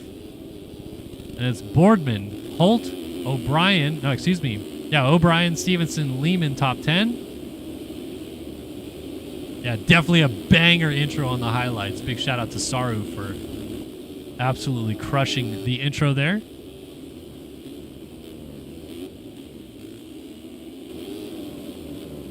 Change for second. Jackson went down, and Lang has found his way into P2. 136.5, 135.2. Braden Carter has found his outdoor feet here at the RFGP of the Czech Republic, at least in the second moto. First moto was good until it wasn't, kind of thing.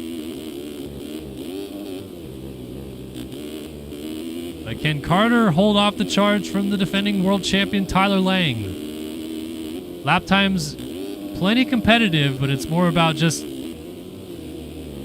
keeping it under wraps.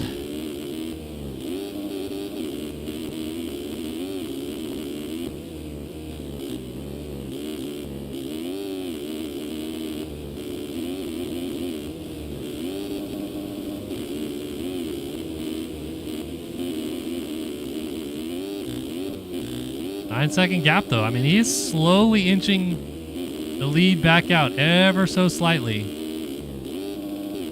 Rippling still at the top of the hill there. Here's what this lap time is, because it's going to be good. There's Ethan Parks getting out of the way. Another 35.5. So this is, if you're Carter now, you're kind of telling Lang, like, look, you want to win this moto, man, you got to come get me. Lang goes 37.2, and that is not Lang coming to get him at the moment. Shirley, meanwhile, checks in at a 36.2. He's back on his horse a little bit.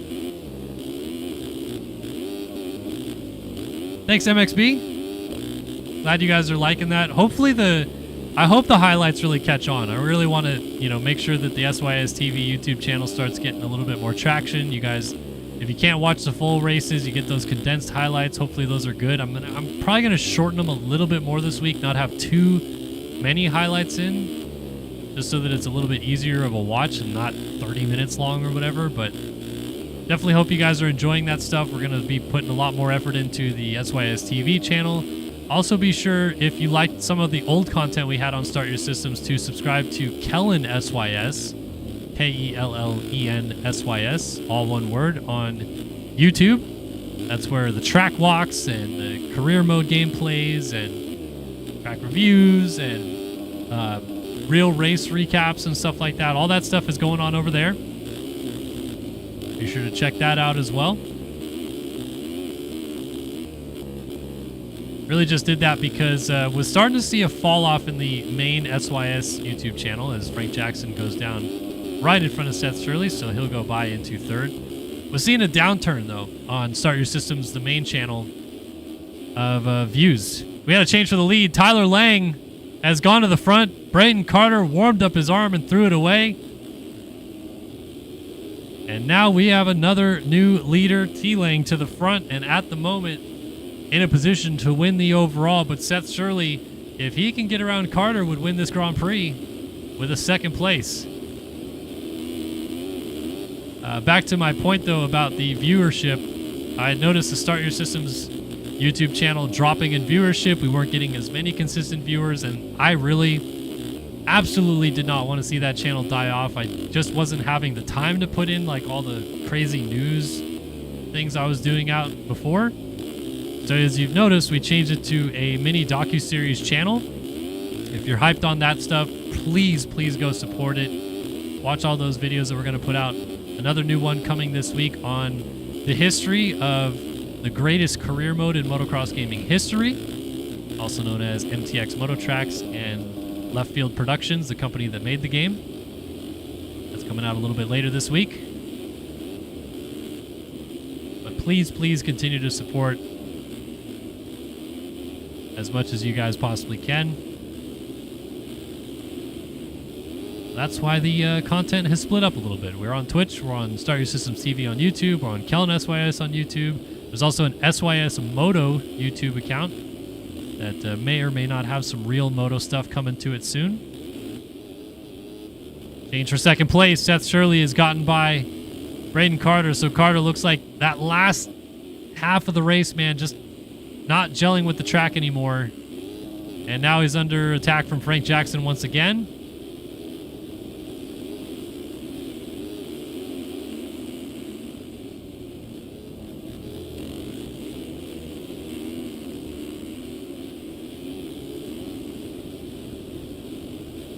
Seth Shirley is eating away at the time that Tyler Lang has out front. Carter wants to go back after Eaglin here, man. He is not keen on getting that position lost, and it's going to cost him. He goes down. So Frank Jackson will certainly go by.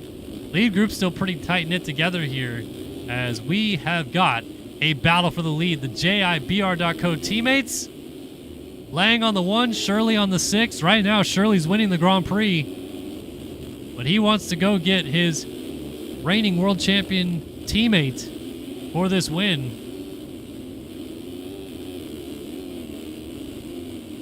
Right now, Lang and Eaglin breaking even on points. And we talked about it many times tonight, how often Eaglin has won second motos already this year. It's been kind of a normality in the GP scene. He won the second moto at Hangtown, or what was it? I think it was Hangtown earlier this year. And he's hanging out back there. Don't look now, but the 424 machine is clinging on to the lead group a little bit as Lang starts to navigate more lap traffic.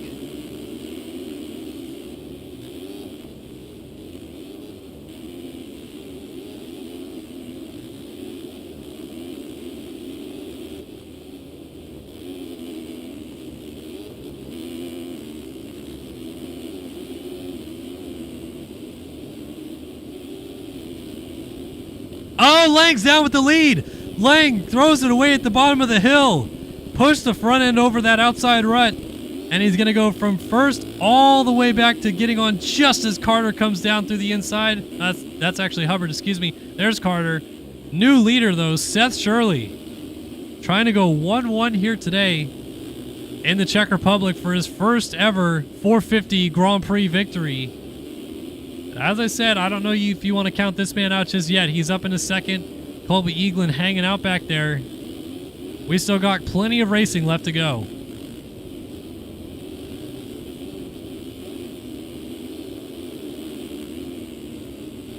Oh, Shirley on that rear tire all the way up the top of the hill.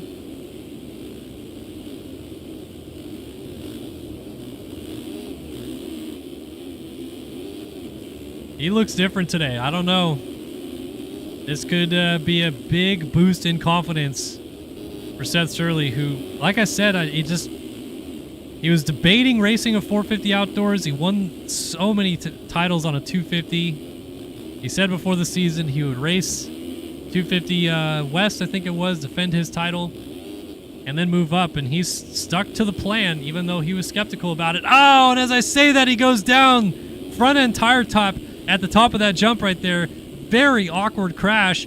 And there goes Eaglin into the lead. Shirley's going to pick it up now a few seconds behind him. And the chase is on. Lang is going to be right behind Shirley, coming over the line behind him. Very awkward crash, but Shirley's going to go right back to work as he doubles down the hill. 2.7 seconds behind Eaglin. And let's see if he can't make some quick work and get right back to the tail end of the 424. But as it runs, Eaglin's in a position to win this Grand Prix.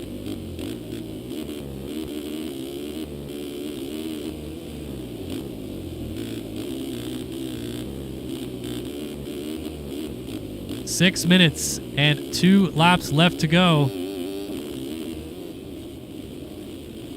And it's going to come down to this. These two fighting it out for the Grand Prix victory. Lang went down again. He's back behind Carter, who's moved up to third.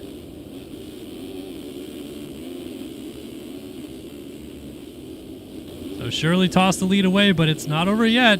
We got plenty of time, plenty of racing left for things to get fun.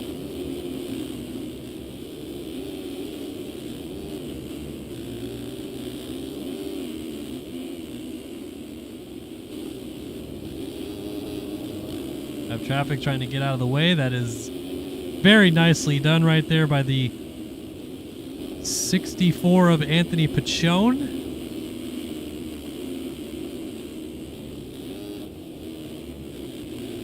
Shirley going back to that inside line that cost him last lap. Changed it up though. Went way far right and still almost looped out on landing. Here we go. Battle for the lead is on. 25 minutes in. 5 minutes and 2 laps left to go. This time Shirley doesn't double down off the top of the hill.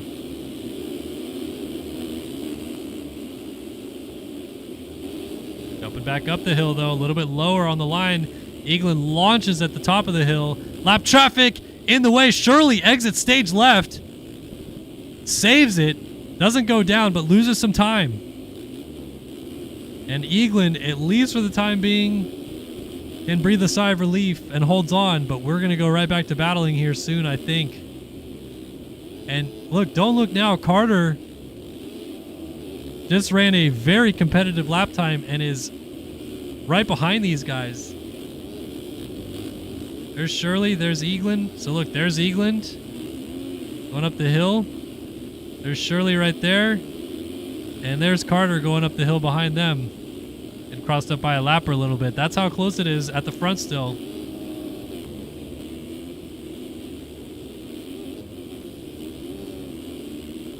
Wyatt, I think you got kicked for waiting at the finish line.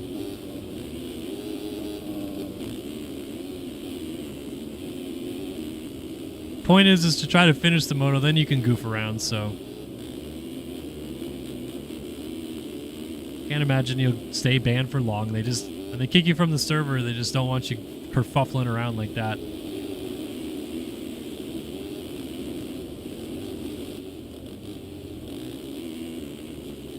So Eaglin still leads Shirley and Carter. Carter is kind of on his horse right now, man. 36.0 last time by. Fastest rider on the track. And Shirley goes down in front of him. Carter has to take evasive action going off the track. That cost Carter quite a bit of time. But Shirley is now back to third. Eaglin is going to win this Grand Prix as it runs. Unless Carter can go up there and do something about it.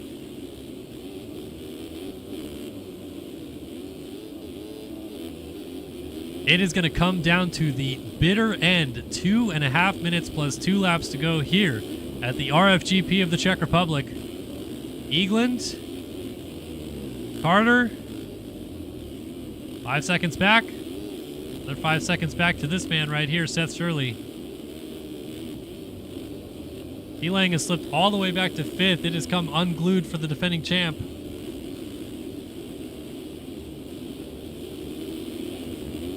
Oh, Carter, mistake. Front end pushed over the rut. Gonna regroup and get, nope, looped out, and woo, Shirley just skirts by him.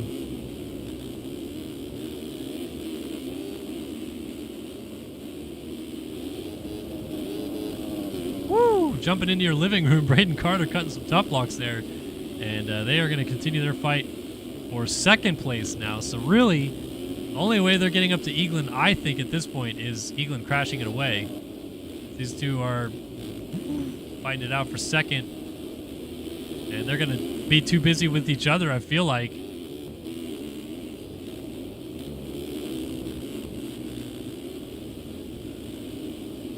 Carter is putting the heat on Seth Shirley, though, man. Not caring whatsoever. Oh, Shirley, whoa, through your living room. Big crash, swapped on the uphill. Takes out our cameraman, apparently, but goodness. That was a big one. All right, so now it's really spread apart at the front. 8-second lead for Eaglin. Another 10 seconds behind Carter back to Shirley. And another 7 or so seconds back to Lang. Lang has moved back into 4th. He got back around Frank Jackson. Jackson is still right there, though, trying to find his way through. The 1 and the 28. Anthony Pachone getting back on the track right in front of him. Rider down. It was Shirley. Shirley was down. And this is a 3-rider battle for 3rd suddenly. Lang to the inside. Shirley's coming unglued. Slid out. He's back to 5th. Lang all the way back into 3rd.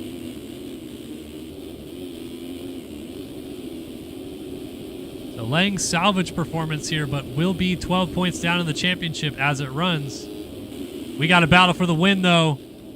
Oh, man, Carter, I thought he was trampolining through the front door. He is on Eagland at the front. Bounces awkward through the corner again. Bounces off the side of the track, sliding up the hill. And Eagland has some time in hand. All right, 2-lap board coming out right now. 2 laps left to go here at Lockett. And Braden Carter up the ante once more. The track is the roughest it's been. And he has got to push the envelope to get back to Eagland. Eagland did crash back to him. But let's see if that will be a factor again. Will Eagland have another mistake? Can Carter just straight run him down? I mean, Carter's had the speed in hand all moto long. I don't feel like this is over yet. I don't think Eagland looks to be as comfortable in the lead as he maybe would like to be. Carter's kind of closed that gap back down pretty quickly. Carter cooking right now onto the rear fender of Eagland with a lap and a half still to go. Sheesh, she got that rut clean.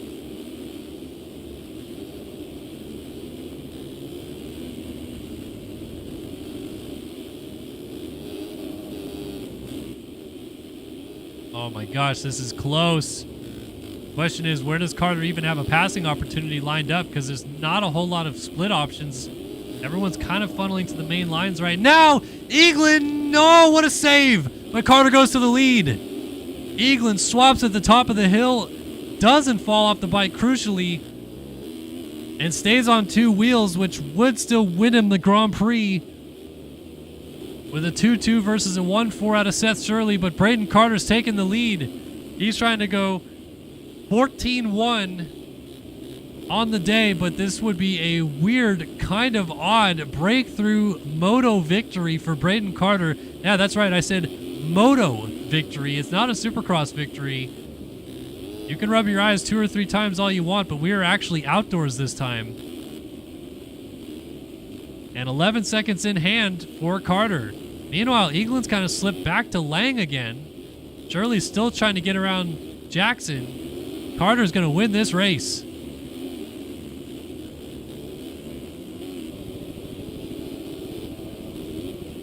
He's got time on his side. Only problem really at this point is navigating lap traffic comfortably.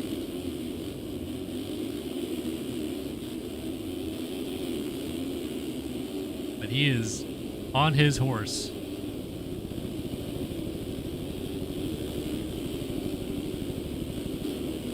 Goes to the inside, gets this double cleanly.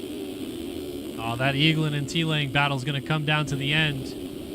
And depending on what Shirley can do about Jackson behind that, that changes the overall. And Shirley's going to get Jackson right there. Down the inside, makes the pass. Lang's trying to get back by Eagland. That would change the overall win in the favor of Seth Shirley. Lang is just trying to get points away from Eagland in the championship. This is so many different elements coming into play. Jackson is back by Shirley.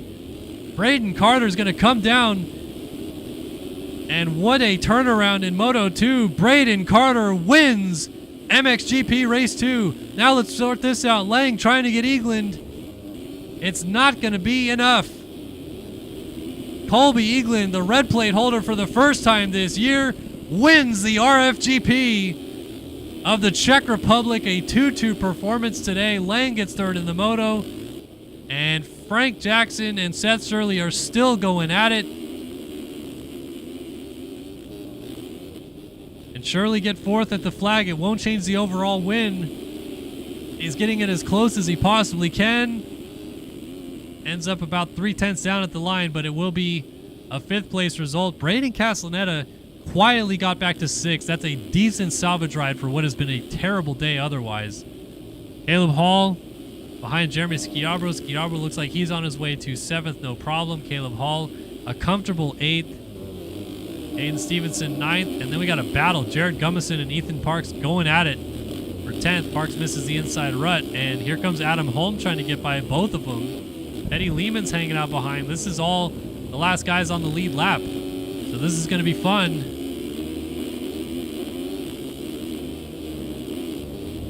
See what happens. Holm jumping to the outside. Checks back to the inside.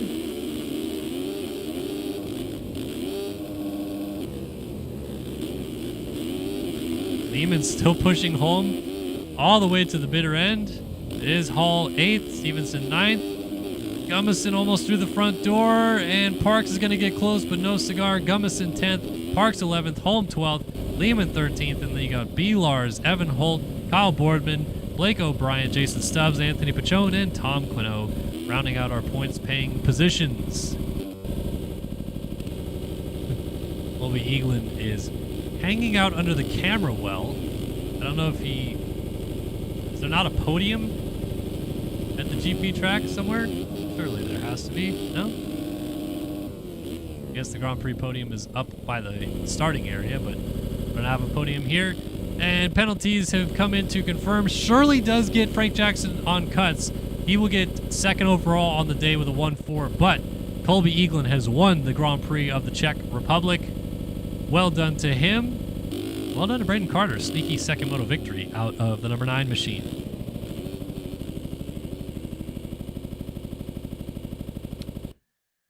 All right, that's going to do it for us here at the RFGP of the Czech Republic. I see what you're talking about, Wyatt. I'll talk to a couple people and see what exactly their reasoning is. I'll DM you because I don't really know either. I don't know what happened. I just saw what you're doing on the finish line jump. I'm sure they kicked you for that. Maybe they just gave you a 60-second ban or something. I don't know.